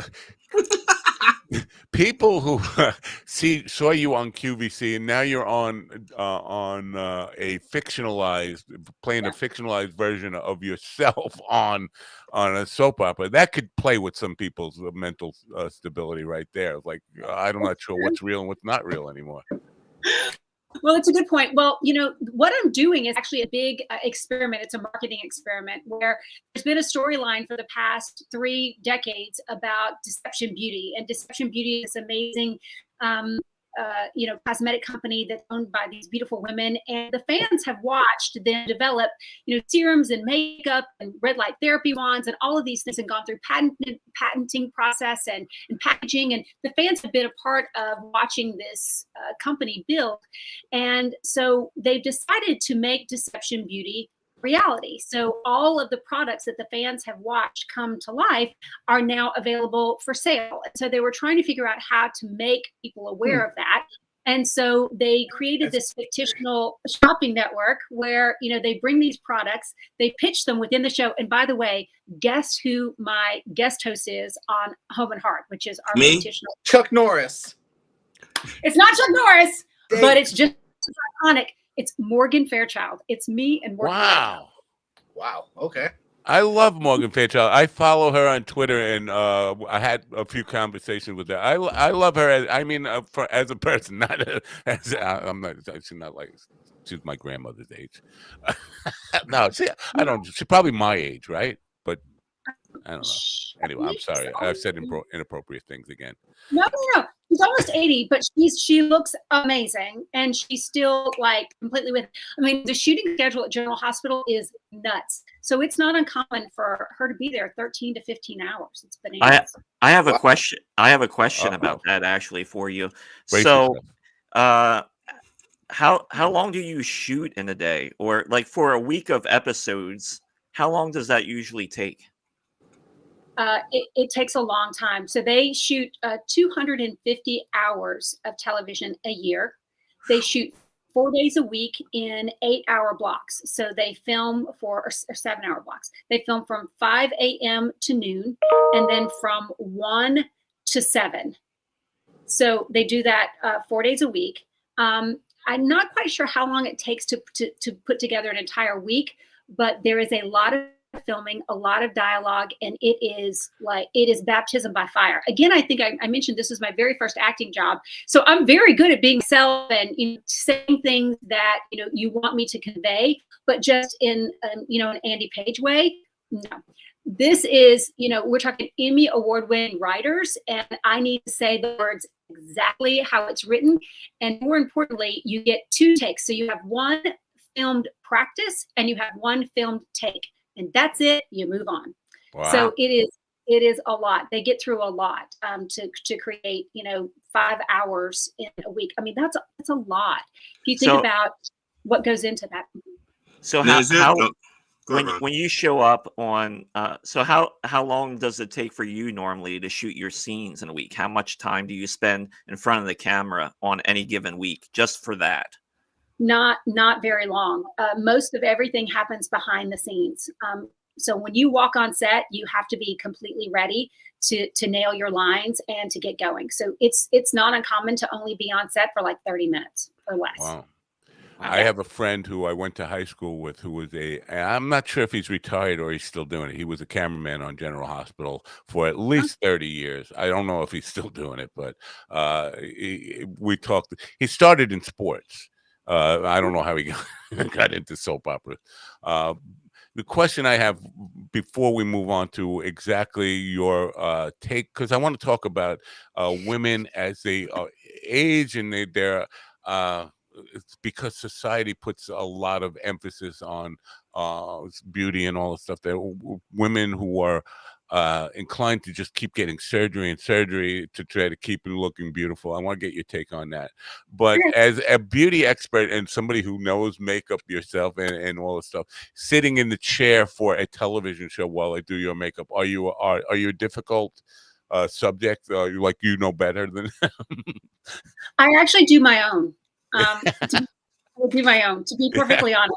Yeah. I have been a part of some productions where they insist, but usually it's because they have something very, very specific. Right.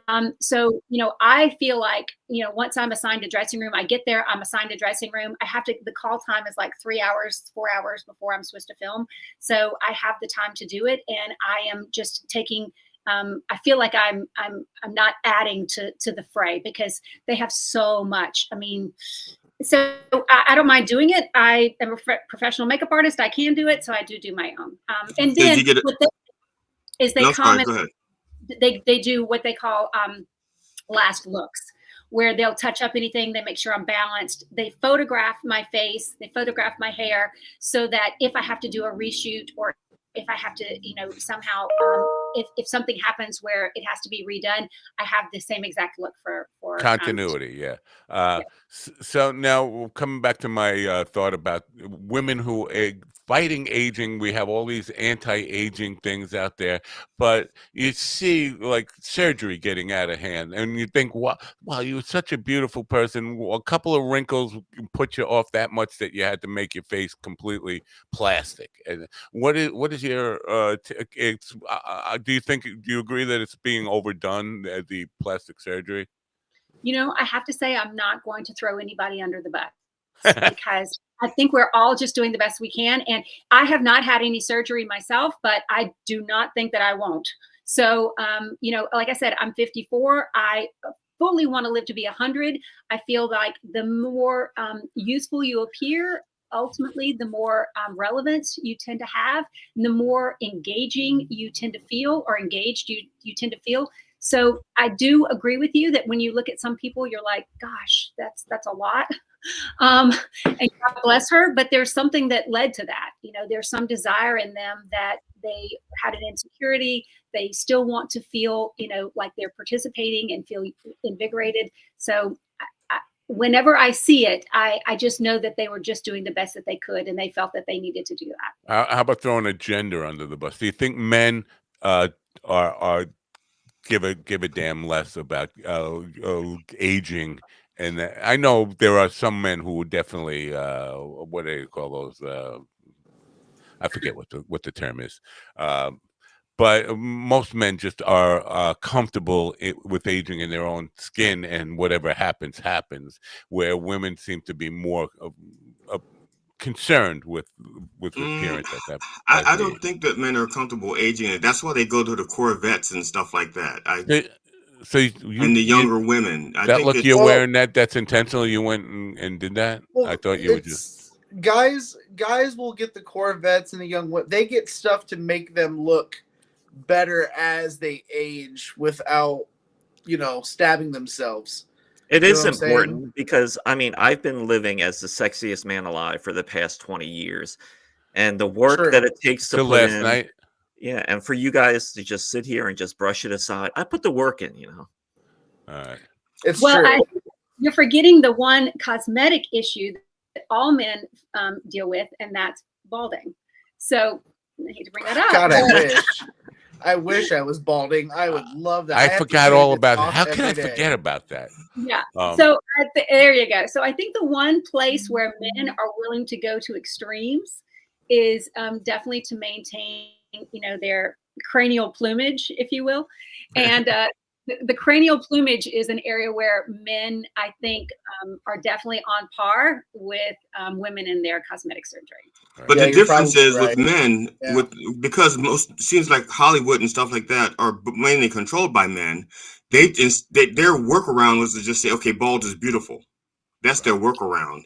And so that's why there's so many bald men in Hollywood on all these roles, taking roles away from people like myself. Not that I ever deserved a role, but if I did, I wouldn't get it because I'm not bald.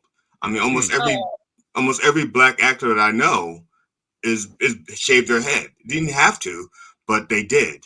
You know? Well, I got a question. You don't have to throw anyone under the bus, but are there any male actors that you have seen that have all of a sudden come back with like hair plugs or something like that, and you're looking at them and you're like, sure, it looks good.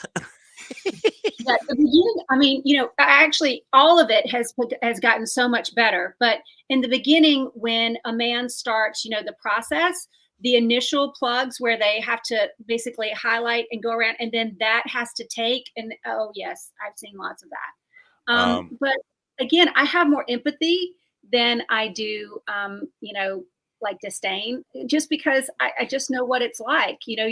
Everyone wants to feel confident. Everyone wants to feel like they're putting their best foot forward, and they still want to, be relevant. I know that that's crazy, but there are certain things that, as you age, you don't feel like you've got a seat at the table. So everybody just wants to be a participant.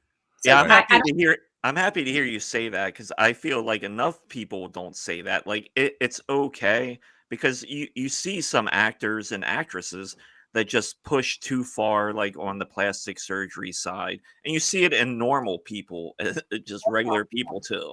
So it's good to actually hear someone have that. Well, I spent years in the hair and beauty industry and used to marvel at some of, like Vidal Sassoon used to give lectures on tell people that. Don't tell structure. People that, all right. Bone structure and how we perceive beauty and why we perceive beauty. You used to talk about face shape and all that kind of stuff. There are trends that now that I find hard to understand. Like we go through things that all of a sudden every woman has to have huge lips. Like all of a sudden that just came out of nowhere. What are kind of trends and what drives those trends? Well, I will tell you, cosmetics and everything is really based on the look of love. I mean, the whole reason that we put on makeup and do everything that we do, it's to mimic that youthful look of love. I mean, when we want to be kissed, our lips actually, have blood that rushes to them and they purse and they enlarge. When we are excited and in love and those endorphins are running, our cheeks flush and our eyes widen. So everything that we do as far as cosmetics are basically to mimic the look of love and youth. I mean, that's what the whole thing is. So when it comes to, larger lips and all of that, I think it's just a lot of people who want to be heard and who want to be kissed. All right. Now, do you have a background in chemistry at all? I don't. Well, but you are an inventor of cosmetics, right? No, I actually invented a product called the Girly Go Garter. So the Girly Go Garter is a hands-free purse that you wear on your leg. So I come from a reality TV background where, in the beginning we had there were no labor laws or any unions or anything like that. So, I mean, I could be mic'd for 16 hours in a day. And so they always wanted to put the microphone on my bra or, they were lifting my dress all the time to try to organize my microphone. So I invented a product that would adhere to your leg. It wouldn't fall down when you got hot and sweaty, and it would hold, your IFB as well as your mic pack. so that you could access it easily and all of that. But I invented it, but it became the number one selling product for people who are insulin dependent, who have to carry an insulin pump. And then brides started using it to carry their stuff under their dress, and girls use it now because most proms and high schools don't allow you to carry purses to prom. You can get a flask into a football game or anything else. So it's called the Girly Go Garter. It's a hands-free purse. It's made of lace. It's beautiful. I've got like 19 patents on it, but I invented it as a mic pack holder for television and film. All right, so that's my misunderstanding, because I thought everything at shophomeandheart.com, I was assuming that were all products, that everything on there were products that you created. No, those are all products that have been licensed by General Hospital. And so that, again, that's this big experiment to try to create, revenue within the show. Because, people are just watching television in a new and different way. I mean, most people are streaming TV and trying to avoid ads. But guys, it's called soap opera for a reason, because soap used to pay for it. Yes. Right? Yeah. So if you don't watch soap ads, then how are you going to pay for the show? So television is just becoming more and more ingenious on how they incorporate, sales basically and ads within the show. And so this is one more level of that. All right. Do you get involved with like anti-aging stuff, like that's not necessarily cosmetics or any of that stuff, but it's health related, anti-aging, vitamin supplements, all that kind of creams, all of it? I mean, am I involved in it? In the development? No. I mean, like in a Shop Home and Heart. Oh, it's no.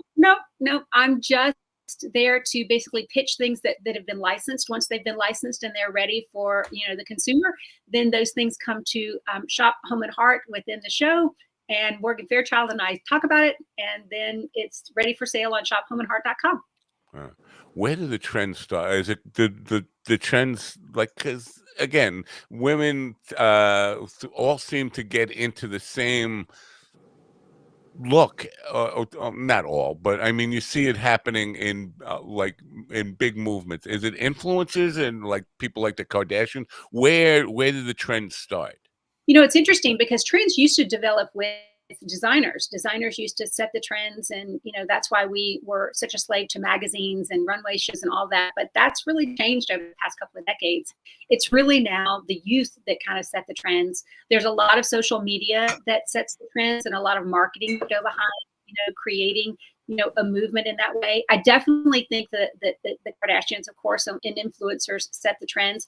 But to be honest, if you look into the history, there are a few things that the Kardashians mimic that can be seen throughout history, because throughout history, the women who could manipulate their figure and who literally showed the greatest ratio between their waist and their hips naturally carried the largest amount of influence in their society. That goes back to the geishas, antebellum time. There's lots of proof of that, because it's in our DNA to naturally be attracted to that hourglass shape.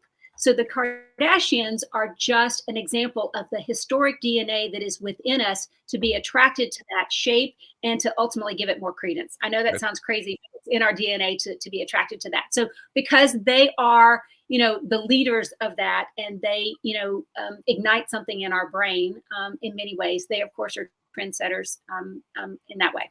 Wow. Now, I've noticed that there's some movies that they, like the person who does the costumes, they will do something and then that catches on. Now, I'm thinking about like the Matrix, for example. Before the Matrix, I think the character Morpheus had these glasses that just no things behind the ears. They just pinch the nose or something.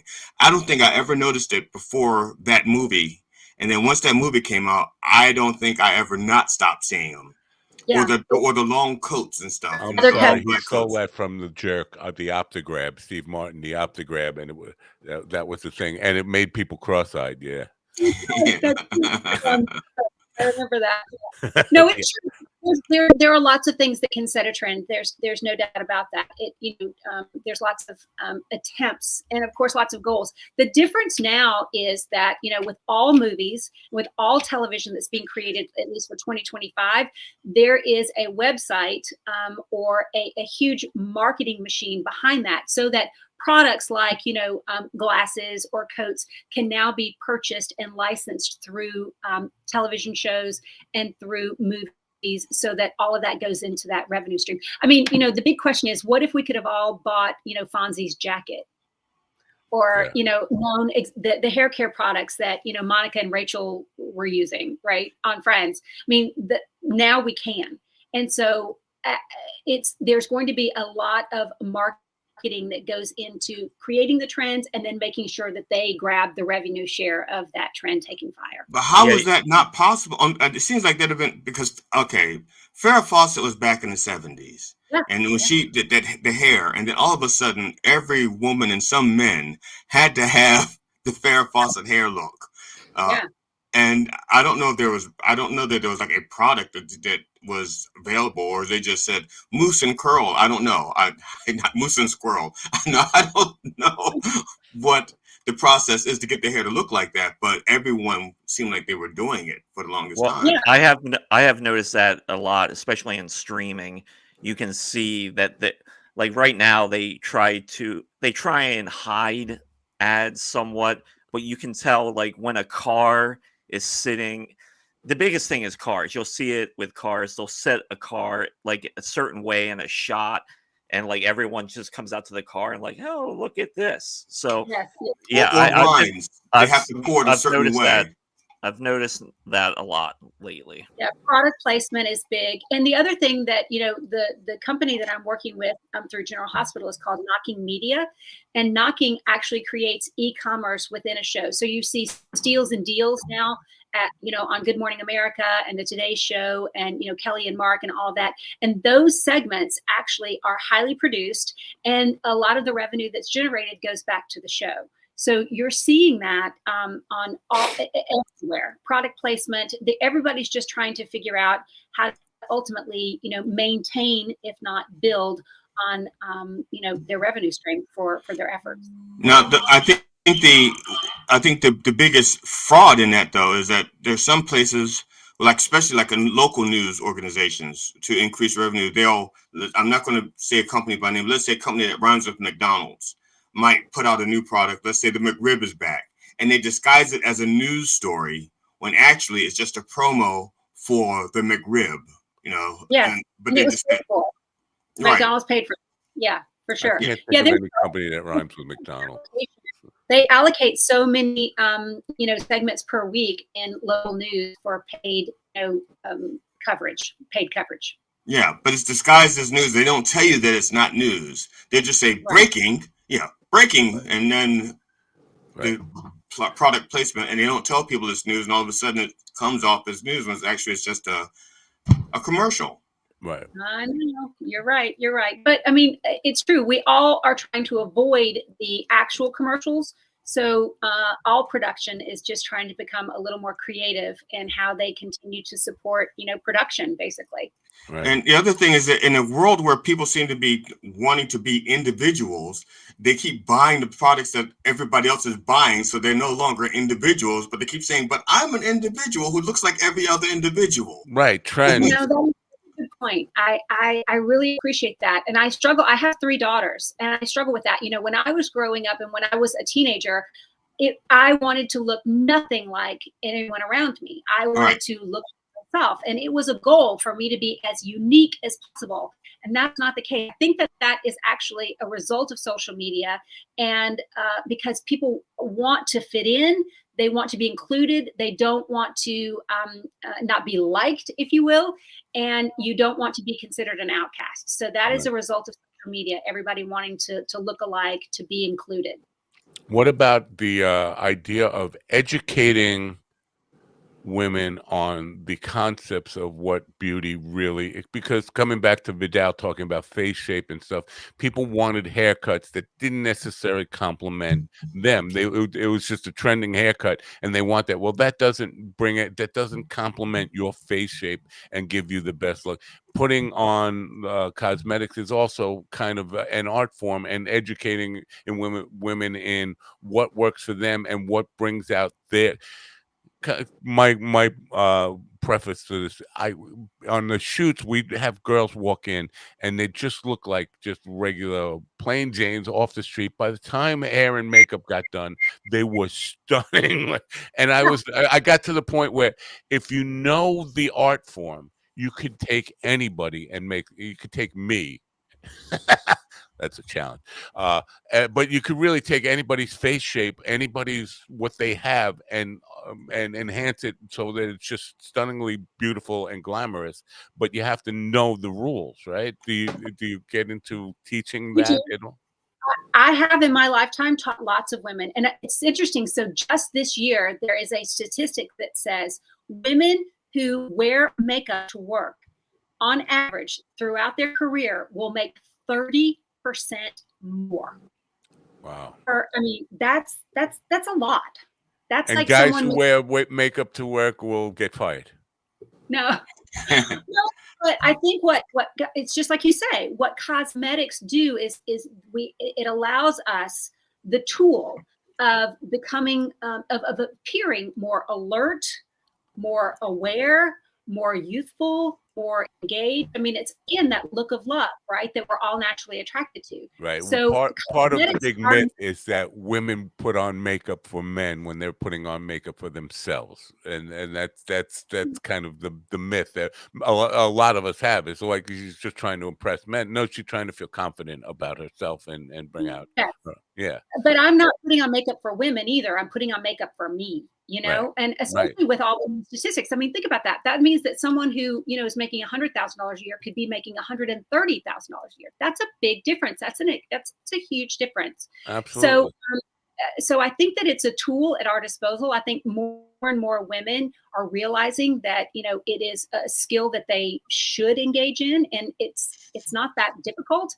And I think it's to our benefit to engage in makeup, cosmetics, all of those things that can give us more confidence. I mean, the truth is, I have worked with women throughout my lifetime who, once they have on the makeup, they have on that great outfit, they become like a different person. They're so confident, and they linger longer in conversation, and they look people in the eye, and they just have the day of their life. But why should that just be a day? Like, that's something you could do for yourself every single day. You could put on a great outfit, make yourself feel great, and who knows how it could change your life. So I don't think any of this is frivolous. I think it can be life-changing. Now I have if this takes a turn to the uncomfortable, just let me know and we can stop. All right, I'm out of here. No, but here's the deal. I know quite a few men who, and I'm not saying like the majority of men. I know quite a few men who identify as women who at some point start trying to do makeup as a woman. And to be honest, in the beginning, it's horrendous because there's like a steep learning curve. And I've had to tell a few of them, look, take lessons. Because I know what you're trying to do, but it's not working for you. It looks like Matt Nappo put it on. Worse, but like Matt Nappo painted it on. But there's a balance between a guy identifying as a woman and trying to make himself look glamorous, and then the drag queen. You know, that's like a step too far. But of course, drag queen, that's by design. But are there like places where a guy can go to learn to put up makeup like a woman so that he can actually look like a woman and not go beyond that to the next step, which is drag? I mean, I have actually done that. So, you know, one of the services that I offered for years is I've offered all kinds of services throughout my life, but yes, I have taught people makeup, and I used to do it, you know, like 10 people at a time, where we would have like a little course. So yes, there's absolutely places you can Google that and find it. But the other amazing thing is a lot of those classes have gone away because there's so many YouTube videos and places where you can literally learn to do anything. I mean, I have replaced the toilet in my RV based off of a YouTube video. Wow. Now, when you did that, did you put in a bidet also? No. But you missed an opportunity. You missed an opportunity.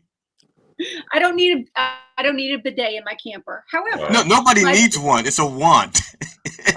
I don't know if you talk to Brett Erickson, he will tell you everybody needs one. Everybody needs one. That's Brett's thing. My point is that there's a video out there for everybody. You can learn it on YouTube. For sure. Yeah, but it is also an opportunity for niche businesses out there now because there's a growing need for the service. So it's something to consider. Shop home and heart. Well, it's really difficult. It doesn't roll off my tongue. I have to keep reading it over. That's because it's not pot. If it were a joint, it'd roll off your tongue perfectly well. Shophomeandheart.com. That's not bad. That's good. I like that. Yeah, I can say it just fine. Are these the products that you talk about on QVC, or is this or do you stay away from the products that are on No, here? so on QVC, I'm definitely the beauty and style expert on QVC. On QVC, I represent products that are tools and mirrors, and they're all the best of the best in beauty in the beauty industry. So what I do on QVC is very different. I'm basically a brand ambassador. So if you invent a product and you're looking for someone to pitch it on QVC because you're not comfortable doing that, then that's where I come in on QVC. I have now I hate to I'm pitching for ideas. Do you have access to the big wigs over there? I have an idea because musicians, which is my world, they love gear. And I'm thinking there's a big opportunity for a music equipment television or music gear television where you have these rock stars come in and demonstrate the gear that they're working on, and it would sell stuff like hotcakes. I just don't have an investor to get behind that, but I think that would be Matt, you can use some of my salary because I like that idea. Use some of my salary, take half of my salary and put it toward there. You got an investor right Barry now. Dill is the guy at QVC, right? Or am I wrong? Do you know? No, well, you have to understand the QVC market. So the average woman watching QVC is in her 40s. She, has a couple of kids, maybe even like grandkids close by, and she drinks a lot of Diet Coke, and they make about a lower six figures a year. So I don't know that that's the market for musicians. However, the thing that was crazy, COVID really changed QVC a lot because people were home and people were not shopping. And so they turned to shopping networks within the home. And so QVC grew. It actually added 2 additional channels and acquired HSN. So QVC now owns HSN, and there's QVC1, QVC2, QVC in the kitchen. Wow. So what QVC does have that would be perfect for that is they've got an amazing app. And they also have a way to generate and send out products to people who have bought musical products in the past. Wow. So there is a way to market those people within QVC. It might not be a specific QVC channel, but there are certainly ways to attract that very specific niche audience within the QVC as a whole. Very cool stuff. Now, what do you love the most about what you do? Is it like acting on General Hospital? Is it doing QVC stuff, or is it doing your own makeup stuff on your website and your products? What's your favorite part of your life as your professional life? Well, honestly, my favorite part of my life is what's next. I have a wonderful life that I am so grateful for, but I'm kind of a God girl and I'm a big listener. And so I kind of stay in prayer, and I'm always open to whatever window, door, and opportunity comes my way next. I mean, I would have never dreamed in a million years that I'd be standing next to Morgan Fairchild on General Hospital. If you had told me that last June, I would tell you that you had 3 heads. So, yeah. I mean, so I'm always interested and open for what's next. And I'm very excited about 2025 and what the next, 45 or 50 years have in store. Very cool. Now, I listen. I'm just not hearing any of those opportunities. Maybe I'm just not listening in the right way.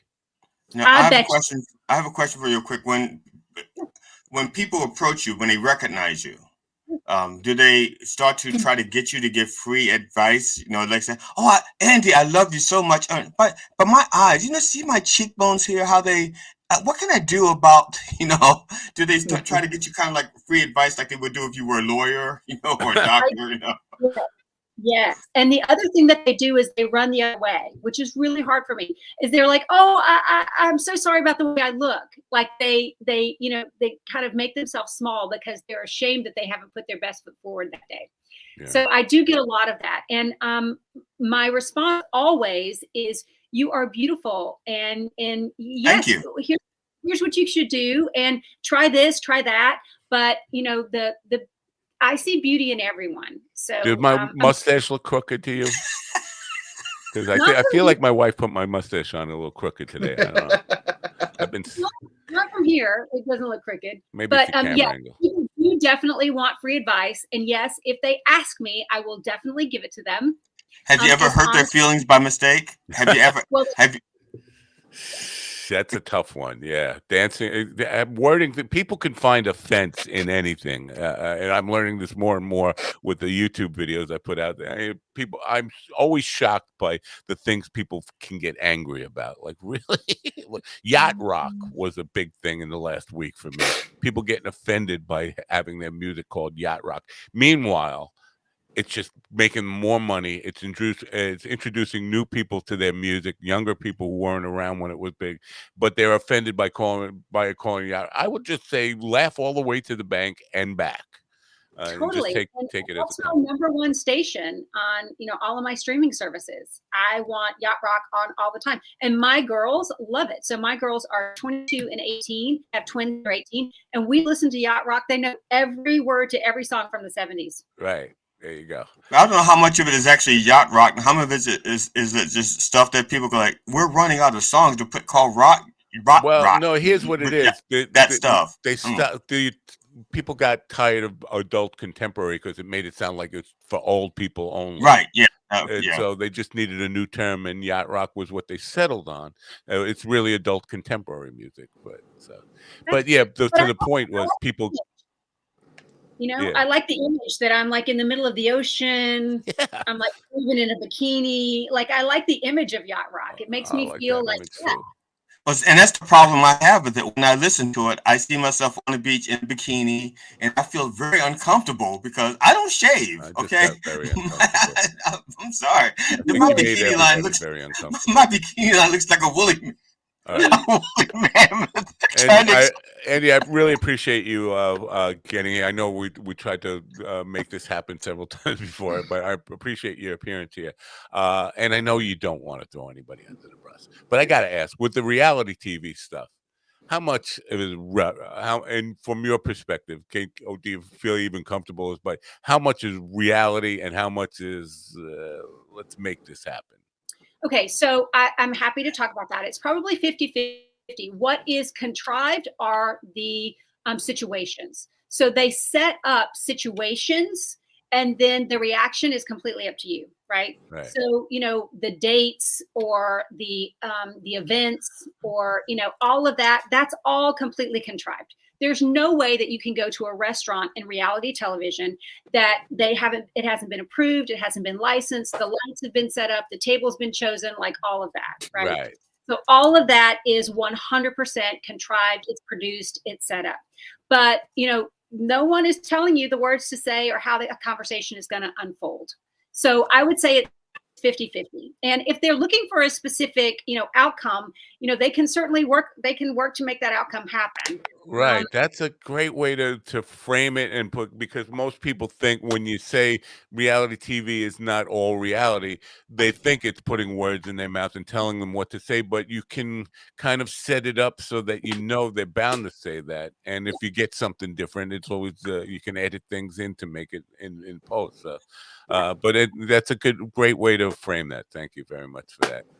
We appreciate it. We've got shophomeandheart.com is in the description. It's clickable for people. They can go there and find out everything that Andy does and provides to the world. And thank you for making this program a little more beautiful because we're kind of ugly on it. General. That's not true. I love being the meat in this man sandwich. It's awesome.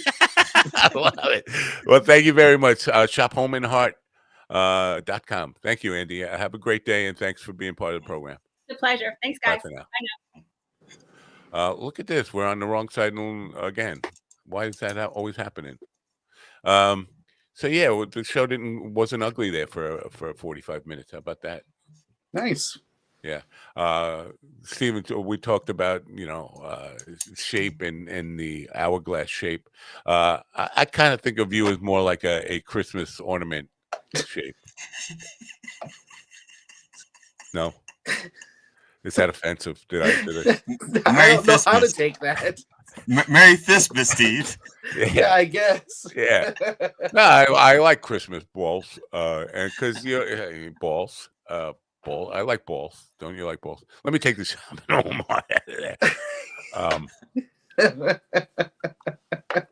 Well, that was an interesting segment. Too bad we don't have a Too bad we forgot to hit record because that was really good conversation. No, too bad we accidentally ended the live stream an hour ago. Then I wouldn't be seeing that end stream button. You're lying to me. You're lying. He got so scared for a second. It was like, I did get a little nervous. But who are we kidding anyway? Nobody cares. Nobody cares. Let's get shift gears here back. Jesse Waters is talking about he wants war with Canada. Is that the black guy? No, he's a white guy. He's stick up the ass white guy. Fox News host who took over for Bill Riley. Wasn't there a black former congressman named Waters who was a GOPer? Now I gotta. Okay, you go ahead. I'm sorry, man. I'll research it. Are you thinking of now you got Waters? me thinking. It sounds like a politician name. No, but he is just like the sissiest. Sorry. He's the sissiest white guy. He's not going to fight. He wants to go fight Canada. Listen, my thing is Canada will kick the United States' ass. I know people don't think that. They think U.S. superpower. Trump came out and said Canada doesn't even really have a military to speak of. D-Day was won by the Canadians. Doesn't Canada have this? Isn't Canada part of the UK? They are, they're still part of the kingdom. So they would have their support as well. So yeah, they also have a French alliance too. So we'd be fucked. He's such an idiot.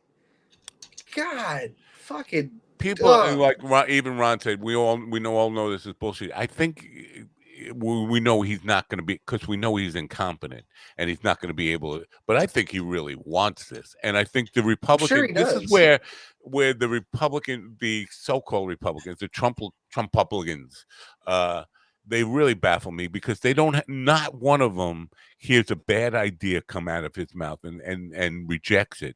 They all have to get on and try to justify it. Like, yeah, it would be a great thing to have Canada. I don't know if you know this, but Canada's snow. We could get free snow. Like the dumbest fucking arguments for why it's a good idea. God. But, this is our president, folks. Yeah, I think Canada would kick.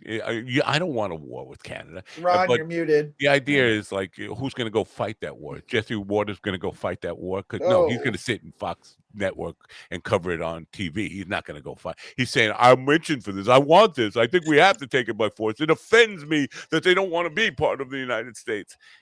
Yeah, you're going to fight the war, or you're going to send your kids, or you're just going to send my kids. Not that I have any kids. I do have a couple of showbiz stories if you want to do that. So basically, you're saying you don't care about Canada. Yeah, it's a bullshit story. It's time to move on. Agreed. What about? I'm going to go to showbiz, but what about the idea? Because he says, I won on the border and I won on groceries. I made that word up, groceries. Nobody ever used the word grocery before. But then he comes out and says he doesn't have any clue about how to bring down the prices of groceries. Oh, you know what it is? It's simple. Because his soft back, he's jealous because LA is getting more press coverage right now. Right. That's all it is. So I hope Vance swallows good, because this is going to be Vance Swallows. We should change his name, Vance Swallows. But where I was going with this is now he's got everybody. He admits he can't bring down the prices of groceries, even though that was his problem. They wanted to bring down. And now the big distraction is we need to rename the Gulf of Mexico to the Gulf of America. Like, what the fuck?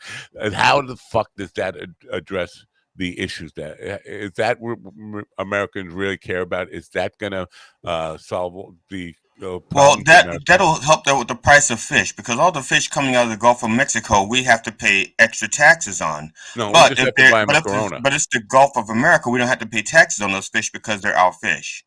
All right. Isn't that how that works? I don't. And then the price of fish will come down. Here's what I know: you're not beautiful.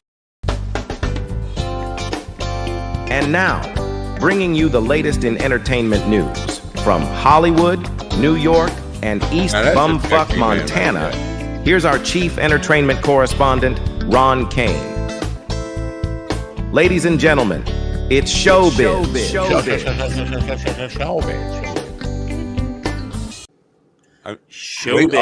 Eat at Minucci's. I'm sorry, I have to. Yes, eat at Minucci's. It's Wednesday. So Wednesday is rib night. What kind of ribs? I don't know. But come on out and grab a plate of ribs at Minucci's. I think that was the glove my doctor used for the last time when he did the pinky thing on me.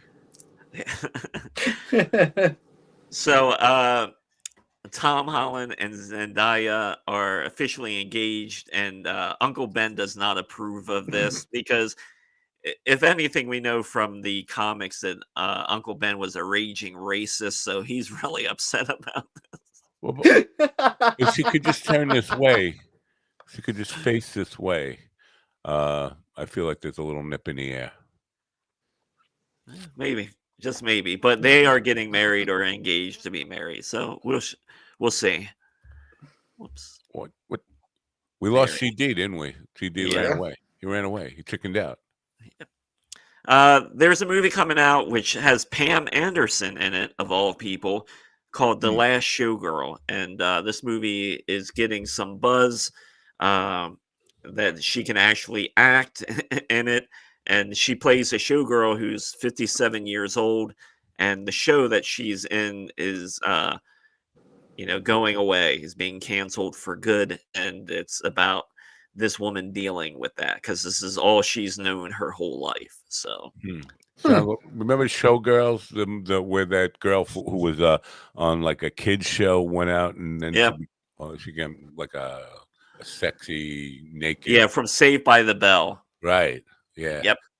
So yeah, that like movie. It's like a reboot of that or a follow up on that or no? No, this is something completely different and supposedly a lot better. Couldn't be a lot worse.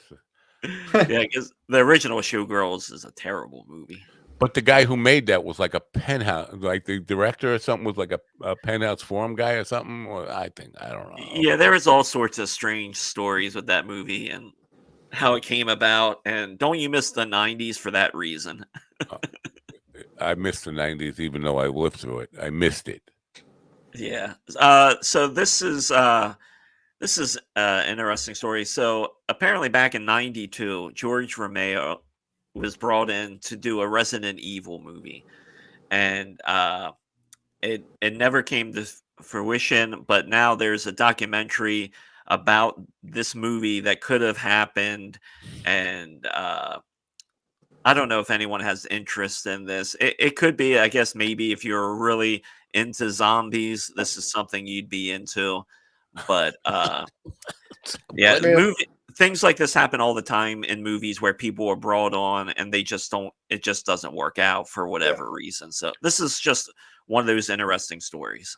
Well, there was a Mind Dog movie. Davey Do, award-winning director Davey Do, did a Mind Dog movie, but the movie never came out. But he put together like a documentary of the making of a movie that never came out. So it's not a groundbreaking thing, making documentaries behind the scenes of a movie you'll never see. No, I mean, it's like everything. It's there's a show about a show about a show about a show about a show. Yeah. About them almost doing a show. Yes. Yeah. So that's where we're at. So of course they're making another Scream movie. Is that Courtney Dix? That's Demi Moore. Wow. She will be in it. She's got a lot of buzz going for her because of that. You know movie. what? Demi Moore and Courtney Cox could do like a mother-daughter look-alike, buddy movie. Thelma and Louise, mom and daughter. I thought that was Courtney Cox. Are you sure that's not Courtney Cox? I think it's Demi Moore. He said Demi Moore. Wait, maybe it is. I don't know. This is the same person. I'm not even paying attention. Me neither. Yeah, that is Courtney Cox. Yeah. Oh, all right. See, I knew it. But it's the same person. We'll just say it's the same person. Nobody cares. So School of Pounding, some stars of the School of Rock got married, Caitlin and Angelo. So you can see there on the left, that's when they were in the movie. Then now they are officially married, and he ain't pulling out, apparently. So. Wow. Jeez. Everyone has learned. Good to see that she grew into her ears. So this is the final story. We had talked about this yesterday and talked about follow the money. Amazon is paying her $40 million to license the Melania documentary. I hope the audience says, I don't care, do you? Yeah, I hope so. And so what does that $40 million cover? So the $40 million to license the documentary, the price tag includes the film itself, a smaller scale theatrical run before being featured on Prime Video, and a supplementary docu-series. Oh my God. $40 fucking million Bezos paid for this. They paid for the movie, not to her. She's not getting that whole $40 million, right? No, but she might get a nice chunk of that. Yeah. So she's still like one of the highest paid whores. The bottom line of this, she's one of the highest paid prostitutes going. That's basically the bottom line. Yep, and that's where we are. So if you want to know what's happening, see what your billionaires are doing and see where they're throwing the money so you can see where all your great tax money will go. Yeah. I don't have any billionaires. I think I had a couple of billionaires. They left me. Think about it. We're funding this with overnight deliveries of dildos from Amazon. Great. Right. Here's another. Whoops. Oh, Arnie Hammer. Yep. So cancel culture. Subtle foreshadowing. Yep.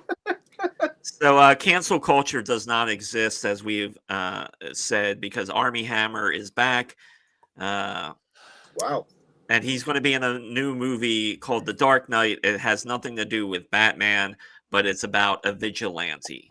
Is it Dark Knight with a K or Dark Knight with an N? With a K. So yeah, you know, I wonder how he got away with that. They could have fucking been a little more creative with the title, because everybody will think it's a Batman movie. Yeah, and I think that's the point, because that you get something that sounds similar, and then people, especially like in the subtard market, a lot of those people don't realize they're even alive. You know what I bet this is? Subtard market. I bet this is because he was rumored. There was rumors that he was being considered for Batman at one point. I wonder if this is him trying to put his name in the ring, because there's rumors of them deciding whether Robert Pattinson's Batman's going to be put in or not in the new DCU. So he doesn't look like the Batman type. Not at all. Type. You're not Penske material. You're not Penske material, which is a Seinfeld reference that nobody. Yeah, he's playing a crime-fighting vigilante. See, that's what I'm saying. It's like it's Temu Batman. Oh my God! And the movie is directed by Yui Boll. Who? If you don't know who Yui Boll is, he has made some of the worst video game movies ever in the history of cinema. He notoriously makes bad movies. And how does he keep getting people to bankroll him to do these projects? Because people invest and they make money. But if you look at Yui Boll's filmography, it is littered with carcasses of. I shouldn't ask. They made a Mall Cop 2. It's just like there's always money for shit. Exactly, and the only reason they probably haven't made Mall Cop 3 is because Kevin James doesn't want to do it. He looks totally different now, right? He's slimmed down. He's got like he's still kind of a big guy, but he's definitely in better shape. Bald head, full beard. Yeah. All right. Yes, but just a quick thing about Army, if you remember, he was the one that was telling his girlfriend that he wanted to chop her up into little pieces and eat her and all He stole that from me. That was my thing.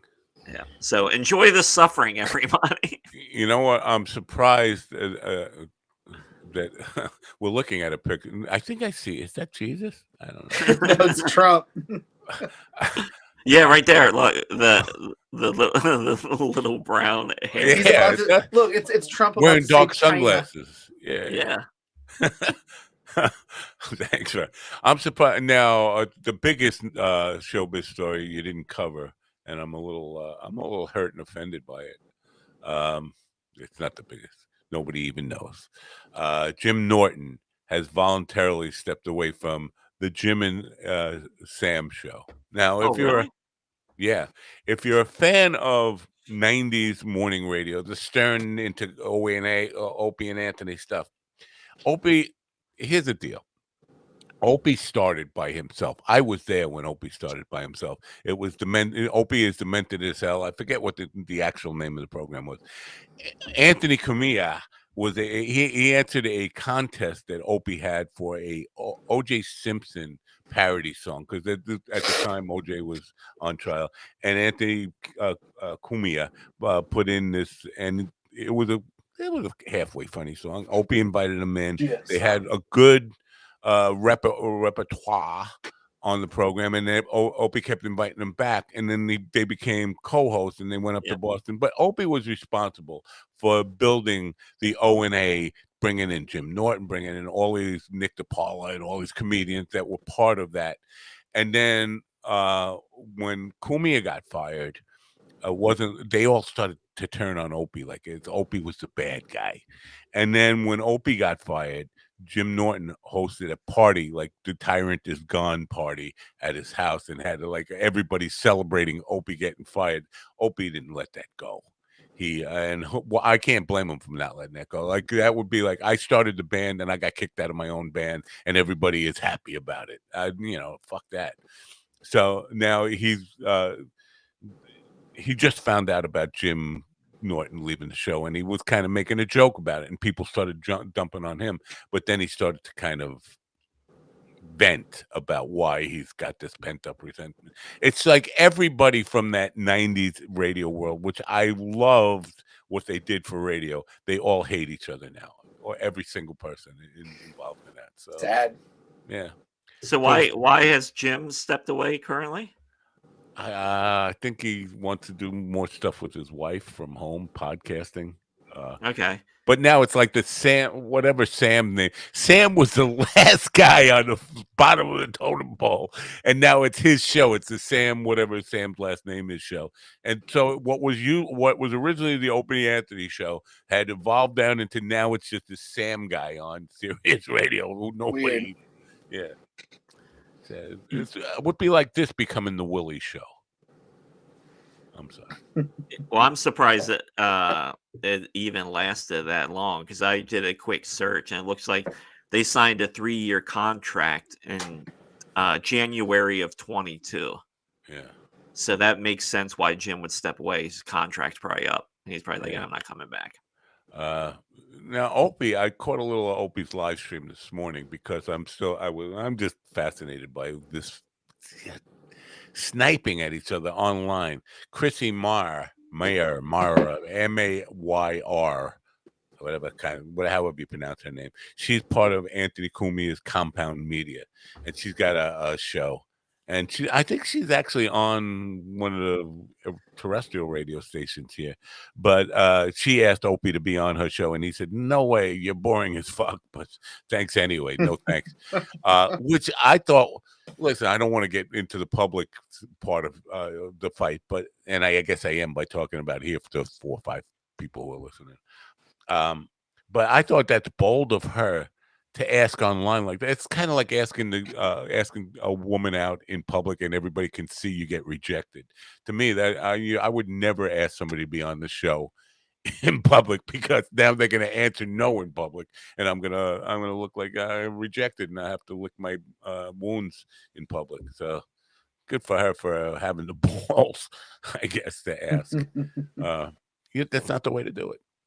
But so the guy who did the podcast review of this, he's one of those people who just like has a hard on for Opie, has a hard on for Stuttering John, everybody who was part of that world that he wanted to be part of. I don't even know, it's a hamburger guy. But you know what? You got to let that go.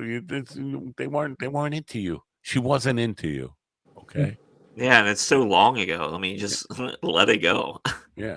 So now the thing with Sirius having Sam being the host, Sirius, because I feel like Sirius failed. Not Sirius. Get us. I'm not talking to you.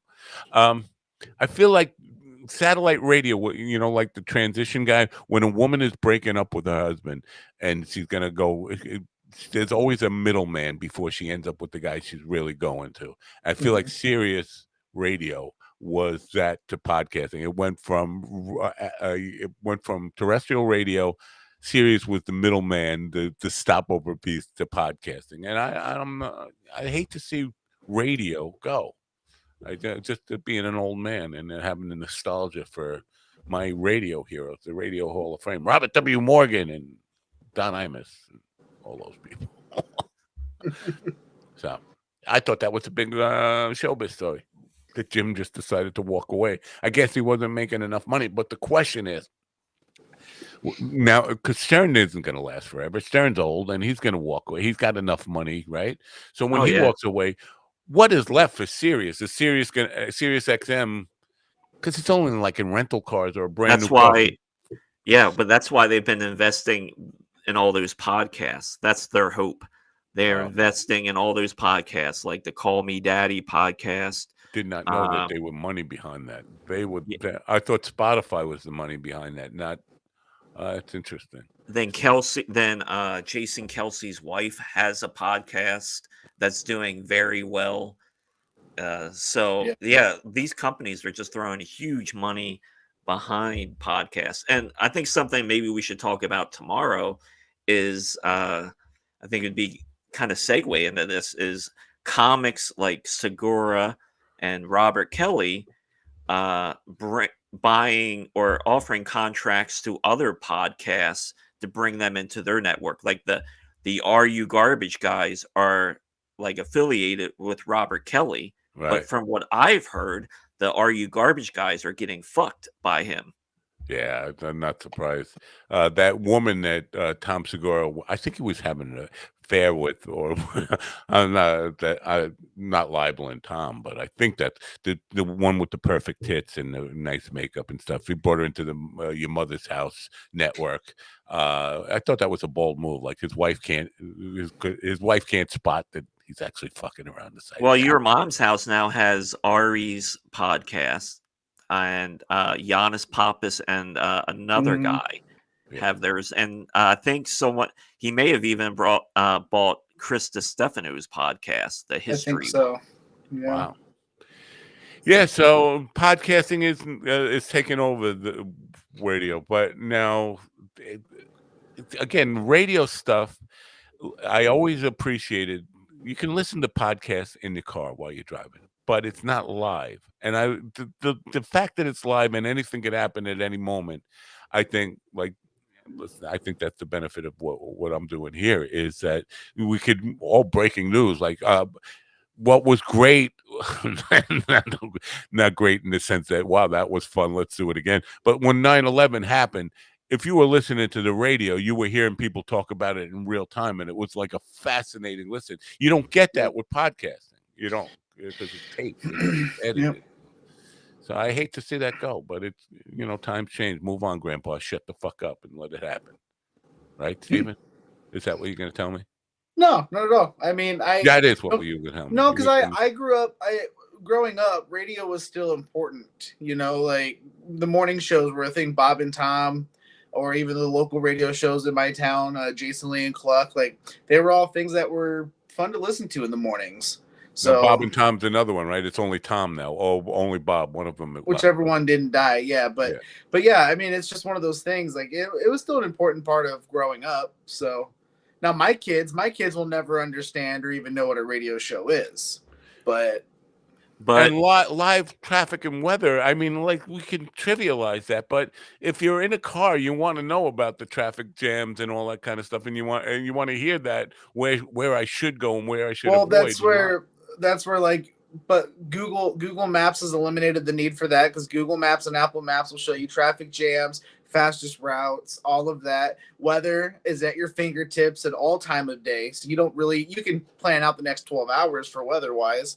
I mean, it's all been eliminated, the need for it. Yeah, I mean, corporations killed radio, and radio killed itself because, that radio still goes by like all those dumb rules. Like, oh, we got to announce time every 10 to 15 minutes. And like Steven just mentioned, and he's right, you don't have to. Most people have a fucking phone. You can see what time it is anytime you want. Right, yeah, I mean, it's to the point where none of that's needed anymore. Yeah, I think if radio truly wanted to make a comeback, it has to go more localized again. See, and I'm the fool who just wants to be back on radio, even though I'm in the new medium space. I want to be back in the air. Just if you've ever done it, there is something really weird and invigorating about sitting in a room by yourself with a microphone, talking into that microphone, and knowing it's going out to strangers somewhere. But now I had 2 years that I spent on the radio in Panama City, and there was something different about going to the studio, going live, knowing that just people right outside could hear you, and it was something different about it. Now, is Trump going to take back Panama City?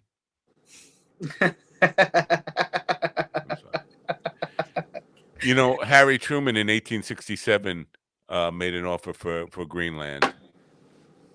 Yeah, but then he went and found out it wasn't green. Yeah, and also he found out he wasn't born until 1900 or something. And what's funny too is, like, with Trump out there doing that bullshit about the Panama Canal and China, it's like, hey, dummy, we know China's been buying up all this shit for fucking decades, and even during his administration, he bent over for them because China's been for the past decade or so been putting a lot of money into Africa. Man, I can't figure out why Trovo banned us. Yeah. So all these people who say the odd part of this is they claim to not be globalists, but they all want to rule the globe. But I was making fun of Fox News, who did a whole segment on President Harry Truman trying to buy Greenland in 1867. Truman was president from 1945 to 1953. 1867, he wasn't even born yet. But they were harping on that for like an hour about President Truman trying to buy Greenland in 1867. Like, you read a bad Wikipedia page, man. Anyway. Yeah. So I guess we'll wrap this up then. I have a show tonight if anybody's interested. Eric G. Another author. And then we'll be back here tomorrow. All right. Oh, I got offered I'm doing a guest spot at this Sunday at Philly Punchline. I thought you were hosting it. I saw the advertisement for that. What is that? Is that like... No, that I haven't advertised for that. That just came through this morning. Eric told me about it. Wait, what are you doing Friday night? Aren't you doing like a show with a bunch of people Friday night? Yeah, Friday night I'll be in Northumberland for a show at the Front Street Station. That's a little fun place. That's fun to perform. Then Friday night stand-up is also happening this Friday in New Cumberland. Eddie Daniels will be your host, and my wife is running that show for me. Wow, nice. That's nice that your wife run. I wish my wife would run a show for me. She doesn't even like my shows. She hates. I'm a true mom and pop organization. Mom and pop industry. And Stephen will be rubbing his balls Friday night and then licking them Saturday night. Right. Yep. And don't forget about Governors on January 24th. January 24th, Justin Trudeau will be there. And I will try to find my way there too, just to meet him. I'm not really interested in the comedy that's going on there, but Justin Trudeau is my hero because he resigned. I really like quitters. So that's why I'm going. Fair enough. All right. I'm going to end this disaster of a program. Actually, it was a pretty good program. I mean, Behind the Veil, or is it behind or the other Through side? the veil, behind the veil, lift the veil. And then Andy was good. I mean, it's good. Always good to talk to a good-looking woman. I don't get to talk to a lot of good-looking women. You know that they run away from me generally. They're like, "Get that creepy old man away from me." But today, what they said today was, "Go ahead and turn on your radio."